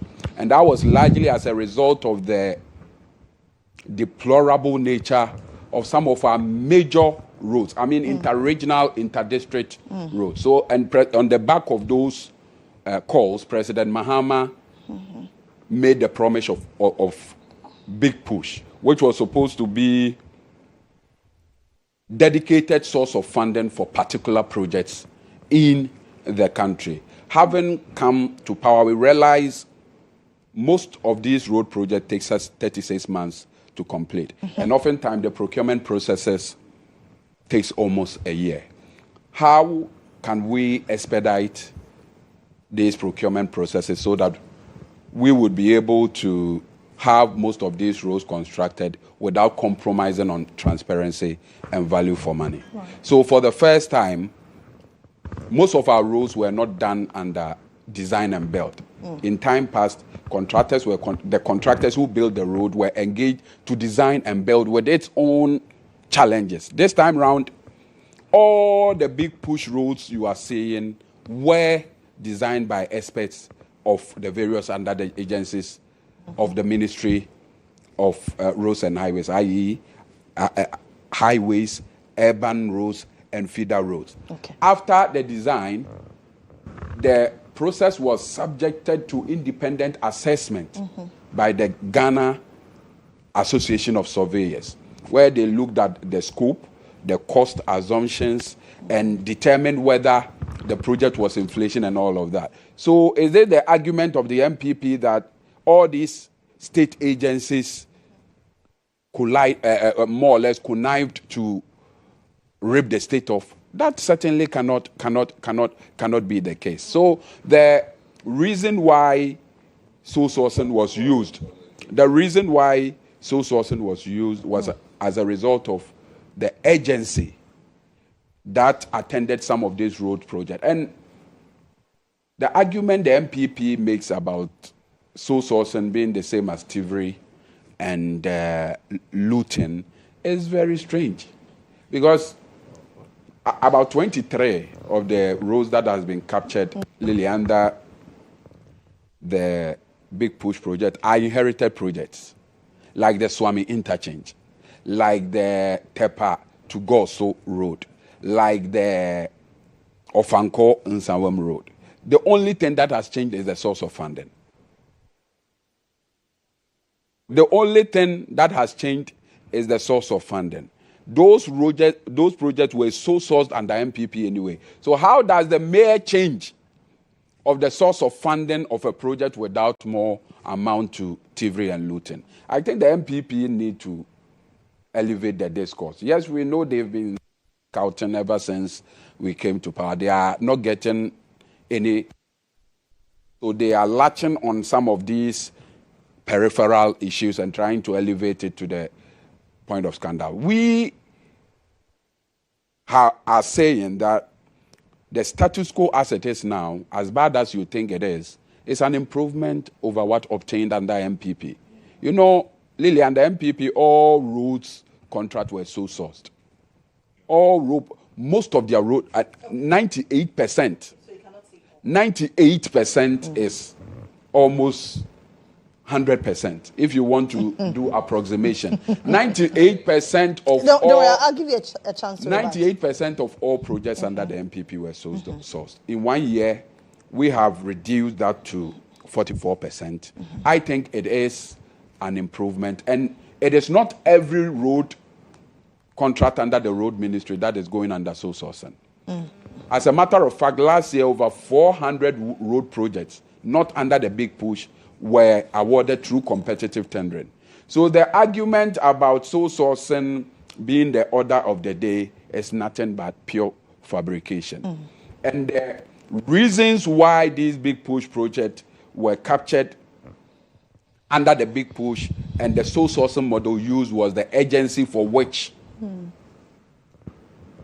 these projects were supposed to be delivered. So I think as a country we need not double in equalization when it comes to issues of this nature. The MPP strongly believes that if the NDC is able to do even 70% of the roads under the Big Push, 2028 will be a foregone conclusion. So they have decided to bastardize it at this very early stage so that it will create a certain impression of corruption in the minds of the people. But I think they would succeed at that. Ghanaians are very discerning. Most of the issues that has been raised about this issue has been completely shut down as not necessarily a scandal, but a genuine cause by a minister who wants to help solve a problem that has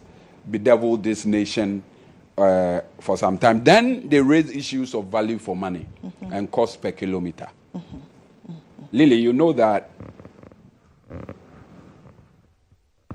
a layman cannot just, looking at the figures, come to a conclusion that road projects are inflated. You need a bit of information, you need a bit of background. The only way you can tell whether there is value for money or not is when you look at the scope of work to be done. For instance, the MPP awarded a kilometer of road under the motorway project for $60 million. A kilometer of road. So if we also want to be simplistic, we would say, why are you awarding a kilometer of road for 60 million under the motorway project? If you want to be simplistic, without looking at the scope of work. But this is a 10-lane road. So a kilometer of a 10-lane road will not be the same as a 1-lane or a 2-lane.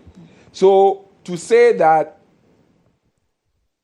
a road project is inflated simply because of the cost per kilometer is very unfortunate, because the cost per kilometer of a road in the location depends on the nature, the geography, and the terrain.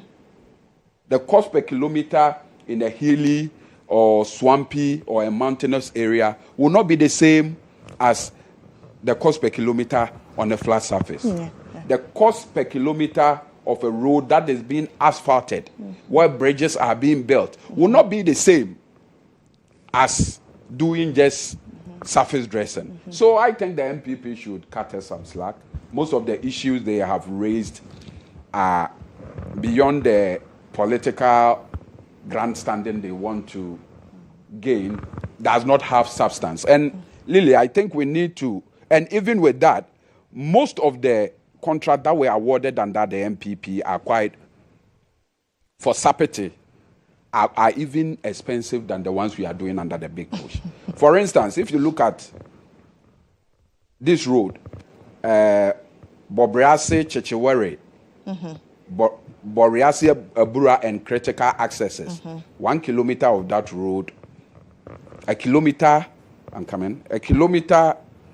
of that road was awarded at a cost of 5.6 million. What's the source of the data? It is from Feeder Road, Department of Feeder Road. I'll make it available to you. There is a road in Adansenov, and all these roads are surface dressing. When we talk about surface dressing, we are talking about just sapete, the one we call sapete, just putting a bituminous layer on the road and sprinkling some gravels on same. This road in the Adansenov, upgrading of Fomena Township Road, cost per kilometer $10.5 million. Just surface dressing. Now we are doing some of these roads at a cost of 1.5 million USD per kilometer. Even in those days, MPP were doing some roads at a cost of $2 million per kilometer. Now the exchange rate has performed quite well. So if you are using the dollar as the denominator, definitely the dollar value will go out. It doesn't mean the project has been inflated. So I would urge my friends in the MPP to focus on the economic value of this road. What the nation stand to gain when some of these roads are constructed, rather than trying to embark on an endless or a fruitless effort of fault finding and equalization that do not benefit us as a country in any way.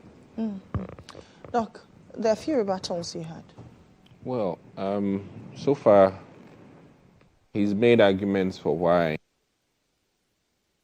has become relevant under the NDC administration.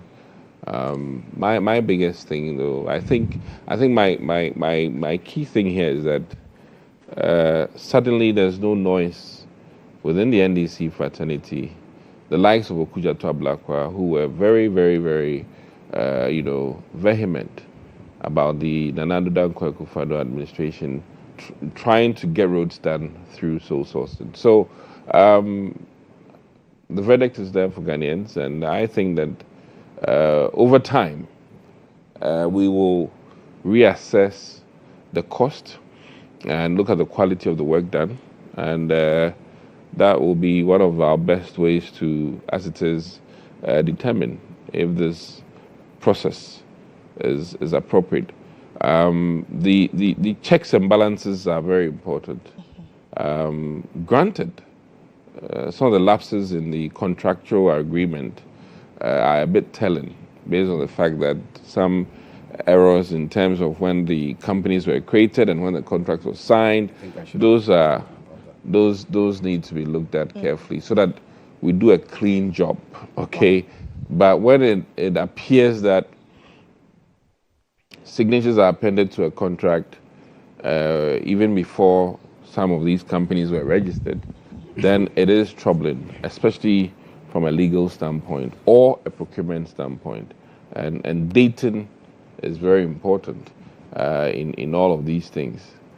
Dating and how does a company with no track record get $1 billion contract in this country? I'm just saying, from nowhere. It is troubling. It is troubling. But that has not been verified, that it's $1 billion. No, I'm making my point in terms of the quantum. Either way, even if it's $100 million it is a lot of money. Sure. Even if it's 500 million, it is a lot of money. And I think some of these contracts are close to $500 million. And it needs to be quadruple checked. We need to answer to the Ghanaian people, especially when we were very loud during our, opposition. It's becoming very clear to me that the NDC track record with regards to many things that when they were in opposition was unacceptable is now very acceptable in government, which I think is hypocritical. And I say this with the greatest of respect to the opposition, the NDC, in the sense that, listen, what is good in government should be good regardless of the party. And that is the narrative we need to push. And if today the NDC is seeing Galamsey as still persistent under the Mahama administration, and in fact, may I say that they are even perfecting Galamsey, in the sense that those who were literally at the forefront of the demonstration are now the kingpins of, gold mining in this country. It tells a lot. It tells a lot. So I'm deeply scandalized, and I must say that as an ordinary Ghanaian, that I feel scandalized because the general public, under the impression of the MDC, felt that sole sourcing was evil. That is how they made the Ghanaian people think. And here we are in government. Suddenly, a light bulb has turned on. And the NDC now, as it is, are now preaching and telling us that, in some instances, sole sourcing is important. It's good for Ghana. Wow. Yes, if you didn't chabwana nisunko, ijano soa nisunko. And that is what we are seeing here. So I think that admittedly, the cry of the party, the opposition has changed. Now that they are in government, and the narrative is now changing. Either reality is dawning on the NDC, or they lied to us as Ghanaians. They lied to us, and let's watch them. Rechange their statements. Be it LGBTQ, which now suddenly supposedly is not even a front burner issue, and I don't mind. Whilst I was in government, I said that we have manholes in this country, and LGBTQ was not one of the things that should be our priority. But the NDC said no, it has to be signed. To the extent that I called out the Speaker of Parliament and said that, hey, when you talk the talk you talk, it impacts the stocks of this country or our wellness, our wealth of this country. Now in government, the NDC is singing that song, that, hey, certain things and reasons that are best known to people in government, we cannot reintroduce the bill in the format that it was in. And this has become now the track record of the NDC, that many of the things that they told us in opposition, suddenly in government, it seems to be right. It seems to be right. Their you is not you, and their nay is not nay. Once they are in opposition, it's different. When they are doing this to the public. But now we are in government, so now we have to be speaking British to the Ghanaian people. Enough of that. What else are they going to change their minds about? They should tell us. They should just tell us. What else are they going to change their mind? What else are you going to change your minds about? I think from Doctor's submission, one thing is very clear. Which is? That there is no scandal whatsoever. They may have their own issues, but that cannot be elevated to a point of a scandal. So this thing about the NDC sovereign airfare scandal as a result of the issues they have raised being a scandal is dead on arrival, is moot.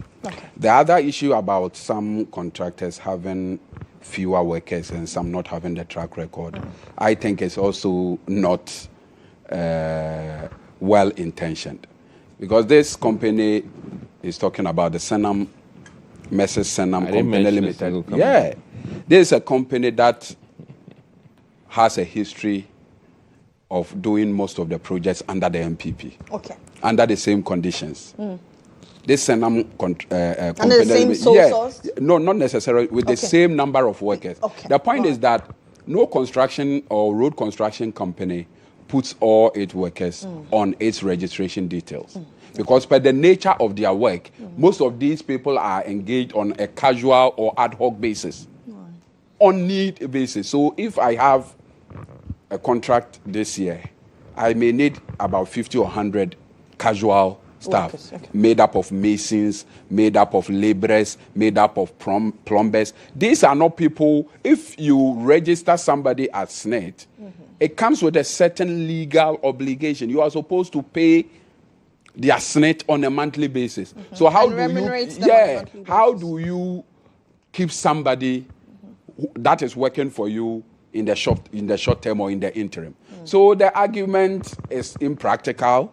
It has fallen flat, as somebody would say, and it has no basis. So if having fewer workers can be equated to inefficiency, what happens to most of the road projects you give to the Mrs. Senam Company Limited? Did they not deliver? So it tells you the issue goes beyond, or the number of workers a company used to execute a contract goes beyond those they put on their registration detail. Then the other issue about a new company having won a contract, I think we need not focus so much about whether the company is new or not. But is it legal? It is completely legal. The issues they are raising are ethical. An ethical issue does not have any punitive legal consequences. What I think we should look at is the rate of delivery. I'm told of all the big bush contractors, he was one of the contractors who did not take mobilization, who has even gone to the site above schedule. No. Okay.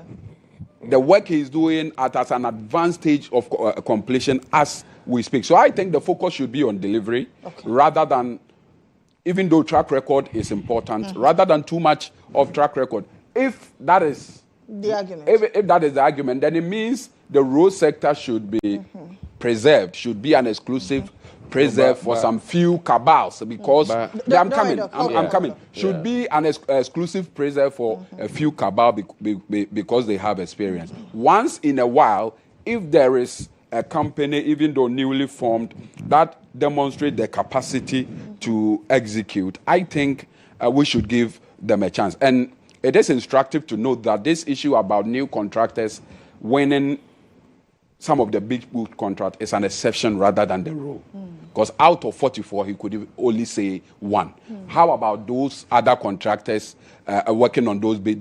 The Kofi Jobs, the Malipomes, these are companies with track record. So if 44 contracts has been given and out of that one, it is an exception rather than the rule. And if you use that as a basis to create the impression that inexperienced contractors have been given opportunity, I think you are not being fair. These are local contractors. As a matter of fact, we must encourage more local contractors with capacity to take up some of these construction responsibilities, because when they get road constructed and they are paid, a huge chunk of the money stays in the country. So like I said, MPP's argument of this issue being a scandal has fallen flat. At least they've not been able to adduce any evidence to establish that claim of a scandal. At best, there are issues that they have, and I think it is legitimate.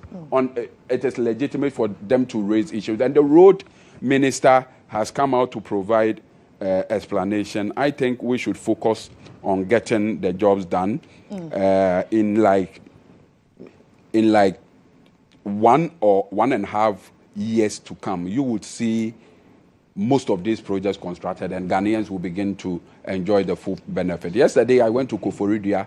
Last time, I went to Central Region, and the whole country is almost turning into a construction site, as the president said. That is what the MPP should be talking about. and not some of these tangential and peripheral issues that do not establish any criminality or issue of statutory infraction. Doctor made some point that I think is very instructive. If they can make any issue out of value for money, I think they should wait until these roads have been constructed and the entire project audited, subjected to technical, financial audit, and a formal report indicating some financial or technical impropriety, like it happened in the Cocoa Road project, where the Ghana Audit Service conducted an audit and established that most of those, that is when you can make, I think, an argument that will be grounded in fact and in law. But these tangential issues, I don't think it will not serve the interest of it. It doesn't serve the interest of the MPP as a party. It doesn't serve the interest of Ghanaians, because some of the roads we are constructing is in the Ashanti region. Look at the Swami interchange. Nobody has said. Look at the Swami interchange. The MP, you see, what the MPP is saying is that the NDC should have abandoned the 23 road project they left without any source of funding. The only crime President Mahama has committed is to bring these projects under the big push program and maintain the procurement arrangement that was done by the MP. You did source. President Mahama, looking at the situation and the circumstances and thinking halting the project for another 6-8 months may cause significant road deterioration, has decided to proceed as you started. Now you have a problem. You don't have to criticize for criticism's sake because you are in opposition. Where you need to give credit, at least for President Mahama to have taken that bold decision to migrate these inherited projects at a cost 23 at a cost of 14.6 billion. 14.6 billion onto the big. I think it's commendable. And in an era where most government decide not to continue the project done by their predecessors, I think the president and the road minister deserve commendation rather than this unjustified criticism and scouting for scandal. Look, so this issue of scandal, I told you. I think in summary, I said it clearly that the narrative changes once the NDC is in government. I mean, that has been the key thing, and he's buttressing it, though he wants to go, circling around it. But the key thing here is that per the rhetoric, sole sourcing is not as evil as the NDC made it to look during the Nana Addo Dankwa Akufo-Addo administration. And now that the NDC is in government, sole sourcing is acceptable. And my key question is that what else will they change their minds about? LGBTQ already, we know they've changed their mind about it. What else? But what you cannot say they've changed their mind, can you? Oh, I don't see communication minister talk about it anymore. It's not talking about the e-levy that we said we will with the vigor. We have. Okay. He's not talking about the COVID levy that we said we will remove that we have. He's not talking about the betting tax that we said we will I even have issues with that because this is a government that, as it stands now, have scrapped revenue handles and is struggling to pay doctors and nurses, is struggling to meet wages in this country. And I think that we do ourselves a disservice. You promise things in the election, but when you come in government and you realize that the wage bill is huge and that certainly you need these handles, be truthful to Ghanaians. Okay. But you say doctor is blowing hot and cold. Assuming John Mahama has not removed the e-levy as he promised. Doctor would have come and said something different. But his argument is that doing that. You should be truthful to Ghanaians and say that, well, we promised this, but upon hindsight, now that we're here, we're realizing the enormity of the challenge. But on the e-levy issue, on the big push issue, we are being truthful. We said we've come and met a national emergency. There were a lot of demonstrations all over the country. That has necessitated the urgent construction and completion of roads. Said that Rollins had too many ministers. But when he got in government, he realized that they were needed. And he told Ghanaians that, Charlie, it's not the way... Yes. So Lily, our criticism of sole sourcing was never about it as a procurement model. It was about the abuse. And I think that has to be made clear. All right, gentlemen. Is 44% not an abuse? Thank you.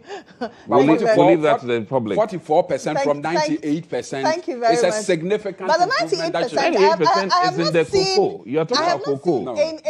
Don't blast it everywhere. It isn't. No, there is a document on There I isn't. think on the There website. isn't. No. The There isn't. Ministry of Roads and Highways. I will and check I it think I have the list Double of roads. check.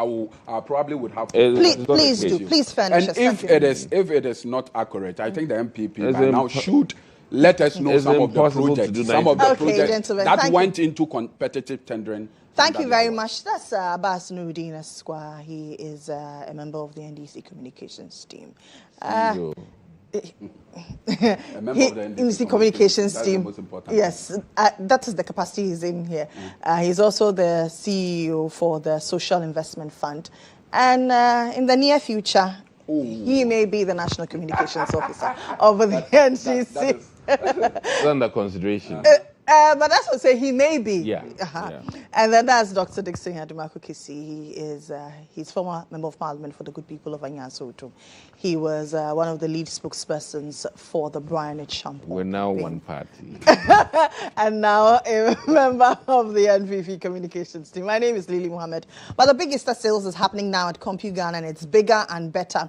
From now through to the 12th of April 2026, shop any products from world top brands like Samsung, LG, TCL, HP, Lenovo, Tecno, Infinix, itel, Huawei, and enjoy up to 40% discount. This Easter, CompuGhana is giving you more than big discounts. Shop any products worth 1,000 cedis and above and instantly enter into the Easter reward raffle draw to win amazing prizes like a 98 smart TV, laptops, mobile phones, and other prizes.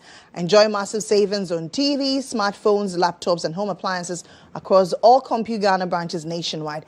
Visit any CompuGhana showroom today or shop online at www.compughana.com. Experience this Easter season the CompuGhana way. For more inquiries, you can call the numbers 0302 752020 0302 752020. You can equally send a WhatsApp to the number 0243143143. 0243143143. The promo is in partnership with NLA under the Caritas platform. Now, every time we eat, food and sugars are trapped between our teeth, leading to tooth decay, gum disease, and in some cases, foul breath. Brush your teeth every morning and night. Doctor is here, so he will attest that it's a very good practice. Brush your teeth every morning and night with Pepsodent Charcoal and Pepsodent Herbal Toothpaste. Pepsodent Charcoal is made of a fine blend of fluoride with a unique combination of natural charcoal, lemon, mint, and zinc to whiten your teeth, strengthen them, and remove bad odor from your mouth. Charcoal white gently polishes away tooth stains and naturally restores your bright smile. For our herbal lovers, try Pepsodent Herbal Toothpaste, which is infused with a unique blend of green tea and herbal extracts, formulated to repair and protect your gums while giving you an all-round cooling sensation. Pepsodent Herbal releases, repairs, and protects gum tissue while giving you a stronger teeth. Always remember to brush your teeth in the morning and before you go to bed. At night, Pepsodent is recommended by the Ghana Dental Association, and it gives you an opportunity to talk to a dentist for free at no cost whatsoever to you. All you need to do is dial the toll-free number 0800-161-000, 0800-161-000. For more inquiries, you can call the customer care on 0800-2000-30, 0800-2000-30. Pepsodent says every smile matters. I'm back up some this week. Stay with me.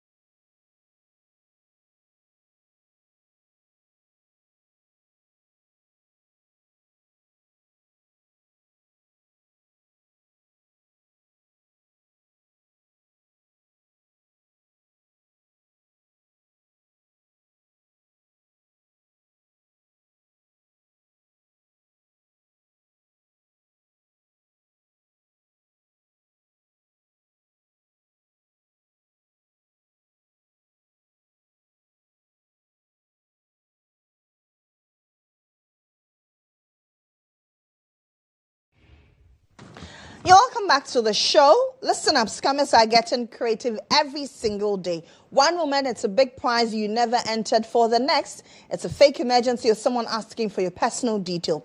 But whatever the story is, Charlie, if you look sharp. If he feels fishy, it is definitely fraud. So don't let them play you. All you need to do is just hang up and protect the next person. And MTN has made it simple for you to do that by just dialing 419. You see, it's very simple and easy to remember. Whenever somebody calls you and you suspect it's fishy, just dial 419 and then you can report cases of fraud to MTN. Let's stay one step ahead and stop the fraudsters in their tracks. Now, I want that real Ghanaian heat in your meal. You know, we're Ghanaians. We love spicy meals. By spicy, I mean that grab a pack of Lizzie Chateau, the hot pepper sauce that tastes like home, made with shrimp, fish, and 0 preservatives. It's spicy, rich, and full of flavor. Perfect for rice, your kenke, wachi, or even bread. Lizzie Chateau is spicy. It's available in shops or markets and supermarkets near you. For bulk purchases, you can call the number 0501 683344, 0501 683344, or 0501 550999, 050-155-0999. Now, pack your day the Milky Way with the rich, smooth taste of a Peck Milk Shortcake. It is a pure delight. It's for your breakfast, for your in-between, for your brunches, for your snacking. Even before you go to bed, before you brush your teeth, if you've not eaten that heavy meal, you're trying to, avoid that big stomach, the fupa, you can just pick a pack of Peck Milk Shortcake and then nibble on it so that you can be full as well. So it's an all-day affair for you with Peck Milk Shortcake. Let's talk some sports this morning. After that embarrassing, disappointing, shoddy, shambolic defeat of the Black Stars of Ghana. I don't know whether they are still Black Stars or shades of black.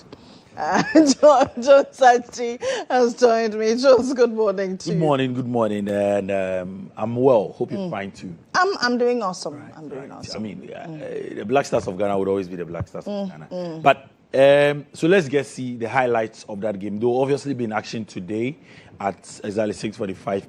They will take on Germany in Stuttgart. Germany also won their game 3-2 against Switzerland, and we lost 5-1. A lot of people have started doing the math. If we know, don't worry. I believe so. They ended up spelling Ghana. Yeah, it's fine. Oh, no, but Lily. So even Austria, they spelled Ghana.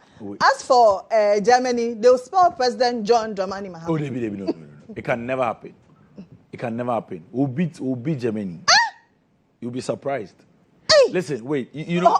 Hold on for me. I want to process that information, but let me take you quickly to the site of the collapsed building at Accra, Newtown. The Vice President of the Republic, Professor Nana Jane Opoku-Agyeman, has made her way there. She's speaking with officials to assess the situation and then be appraised with what has happened and what is currently ongoing. So that's it on your screen. The Vice President is there together with some members of the military. We're seeing some members of NADMO, some firemen as well. She's interacting with them. She's moving around. And to actually assess the extent of damage, what's being done, where we are. Let's engage my colleague, Obed King. We also see the Interior Minister, Alhaji Muntakar Mubarak, also there.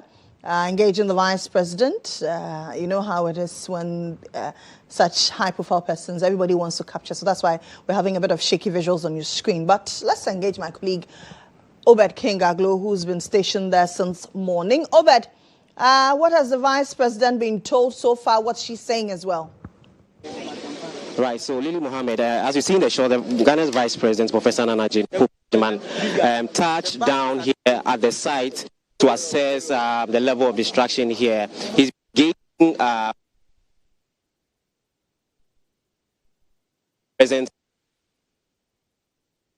We are told that from here he will be visiting the hospital where the various victims have been admitted.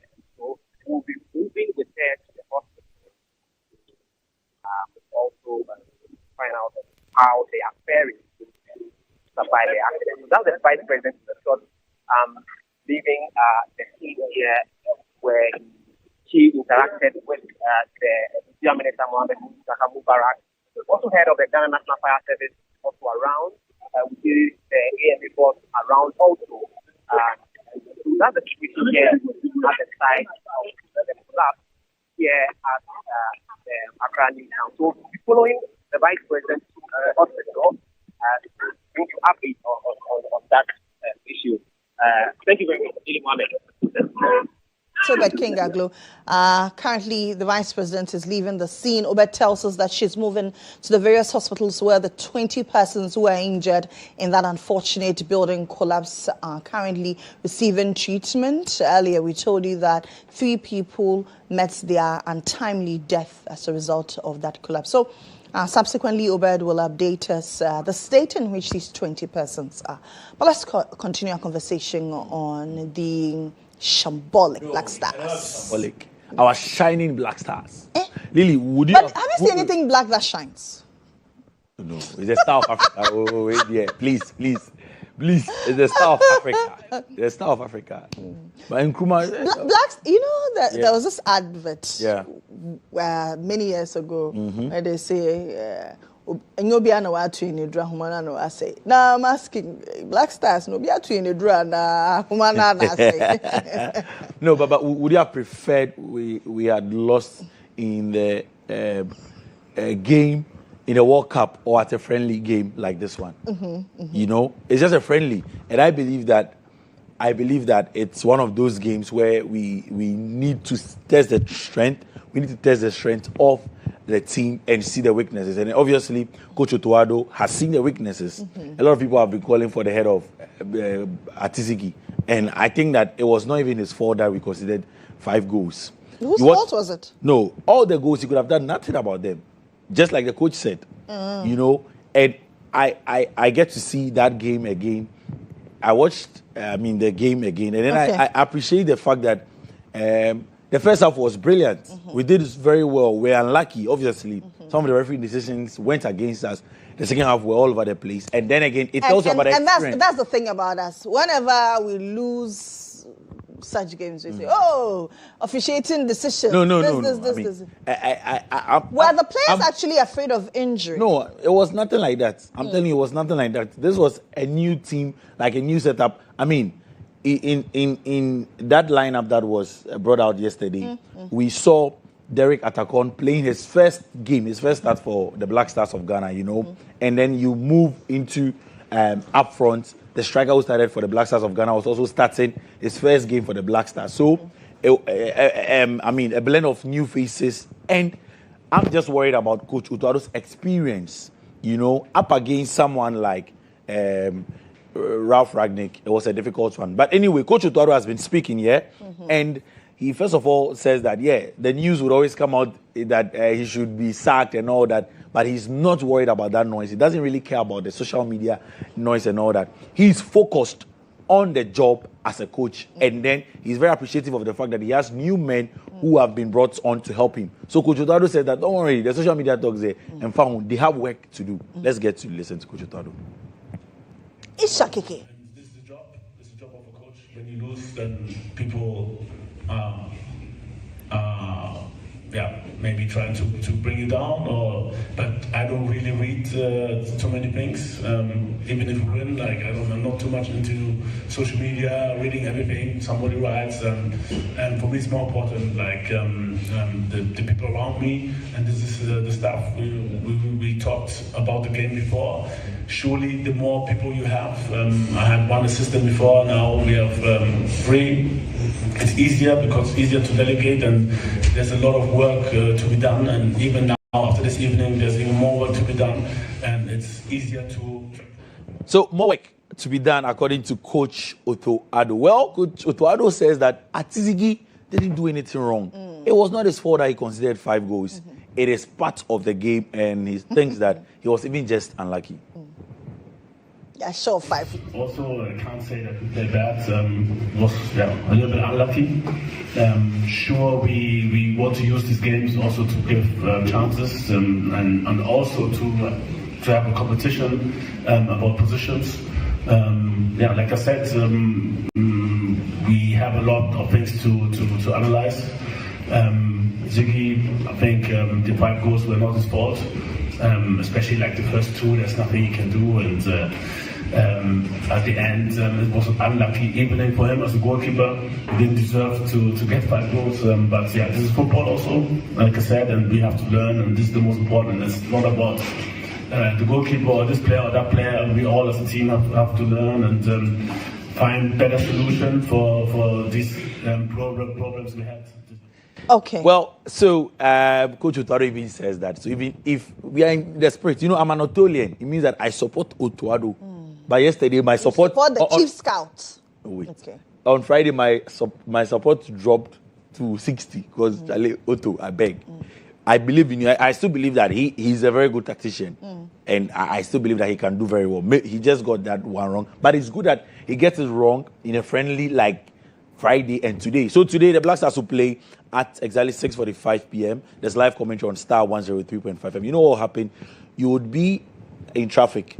So it means you have to listen on radio. And Star FM is your go-to plug. 103.5 FM at exactly 6:45 p.m. Myself, Benghazi, and Hassan will be there to bring you commentary. Now, CAF. Kase CAF. CAF. Yes. We are there again. I mean, for CAF president, yesterday they had an ESCO press conference meeting with the media. They want you to ask them questions, and they revealed yesterday that they are open. He says he's even going to visit Senegal tomorrow, very soon, to talk to the people that no, they have nothing against them, and does not want football to divide the nations. And then they have also revealed a new AFCON, where it's going to be 28 teams, and then of course we'll have 7 groups and some different formats. But then a new AFCON that would happen would see 28 teams. So we are moving from 24 to 28 teams, according to CAF.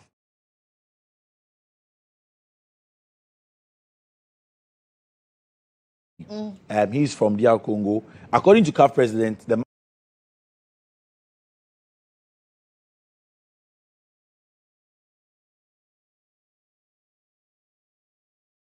Morocco, and then of course Senegal issues. That's why he's resigning. But now we understand that Adamu, is from Nigeria, and he has been Samson Adamu is the new interim general secretary at CAF. Yes. So yesterday, when you watch the video, you'd see that our own man, Keto Creek, was just beside the CAF president in there, making the big decisions as well. So from CAF, let's move to Tottenham Hotspurs. Oh, okay. They are really hot. It's hot. Hot. Very hot. It's hot for the Spurs. Yeah. Fast. So I remember that 44 days ago, Mohammed Kudus had a new coach. Well, yesterday the man left because it's been very bad. They've lost a lot of games and they are unable to win. In fact, the team is fighting relegation at the moment. Yesterday, he left the team after just 44 days in charge. Interestingly, he didn't get to coach Mohammed Kudus. For us, our interest is there because of Mohammed Kudus. And Mohammed Kudus was injured when he arrived. And Mohammed Kudus is still injured. So after 44 days, he's leaving. One side event, his last game that he was in charge against Nottingham Forest. We understand that before the game ended, they called to tell him that he had lost his dad. And I'm sure it's part of the reasons why he's leaving. He's actually not helped Spurs out of the relegation zone as well. So they are fighting relegation, and he lost his dad, and now he's been sacked.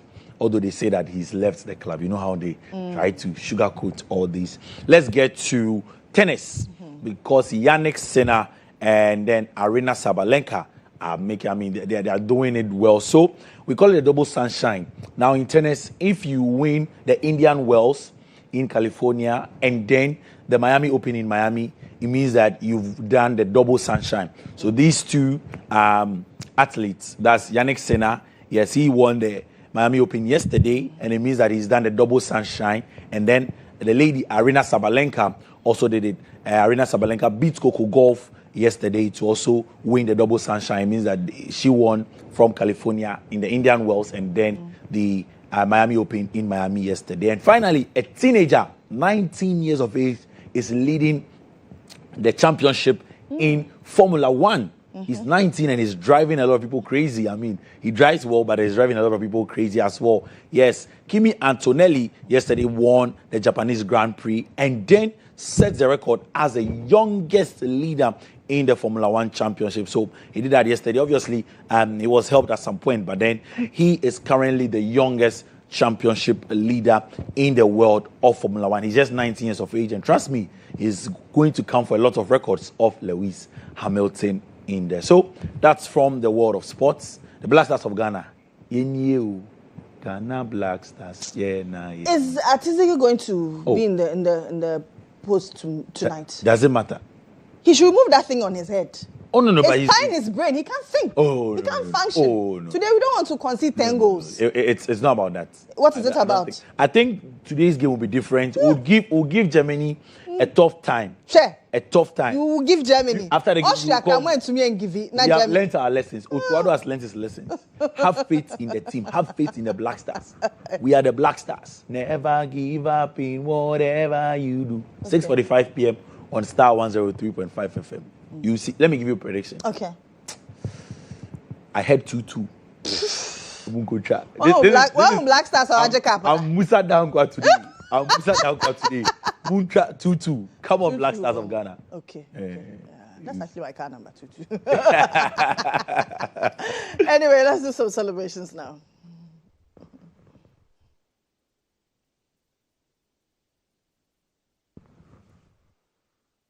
Happy birthday to my heartbeat, Kerry Yeboah. May you live long, from your auntie, Renee.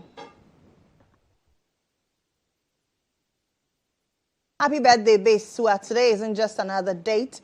It's your reminder that you matter, that people notice the little ways you show up, and that you're loved more than you realize. I hope you feel warmth in the messages you receive, comfort in the memories you carry, and excitement for all the unwritten chapters ahead. Thank you for being you exactly as you are. Happy birthday to my beautiful Jada Eugenia Yaira Mensah. You are indeed a symbol of God's blessings in our life as a family, and we cherish you so much. Grow in the beauty of God's blueprint for your life from your dad, Joshua Kojo Mensah, and the entire family. And from all of us, we say we love you so much. Because of your beautiful birthday, your father didn't show up today. Happy glorious birthday, Jessica Champong of Piak. May the good Lord richly bless your new age. From the Ladies' Caucus with much love.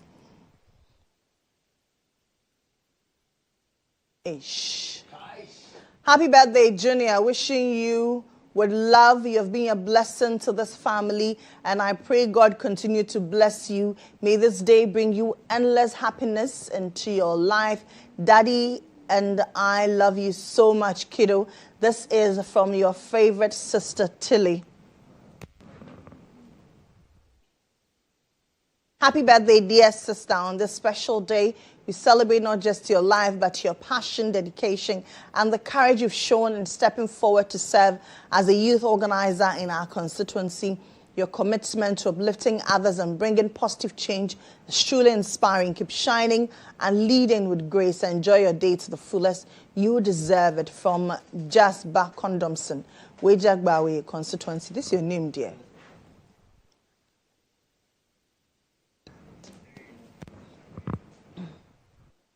If you are celebrating your birthday today, happy birthday to you, marking any significant milestone. Congratulations to you. My name is Lily Mohammed. I'm back again on your screens at 11:30 a.m. with the brunch time news. Bye for now.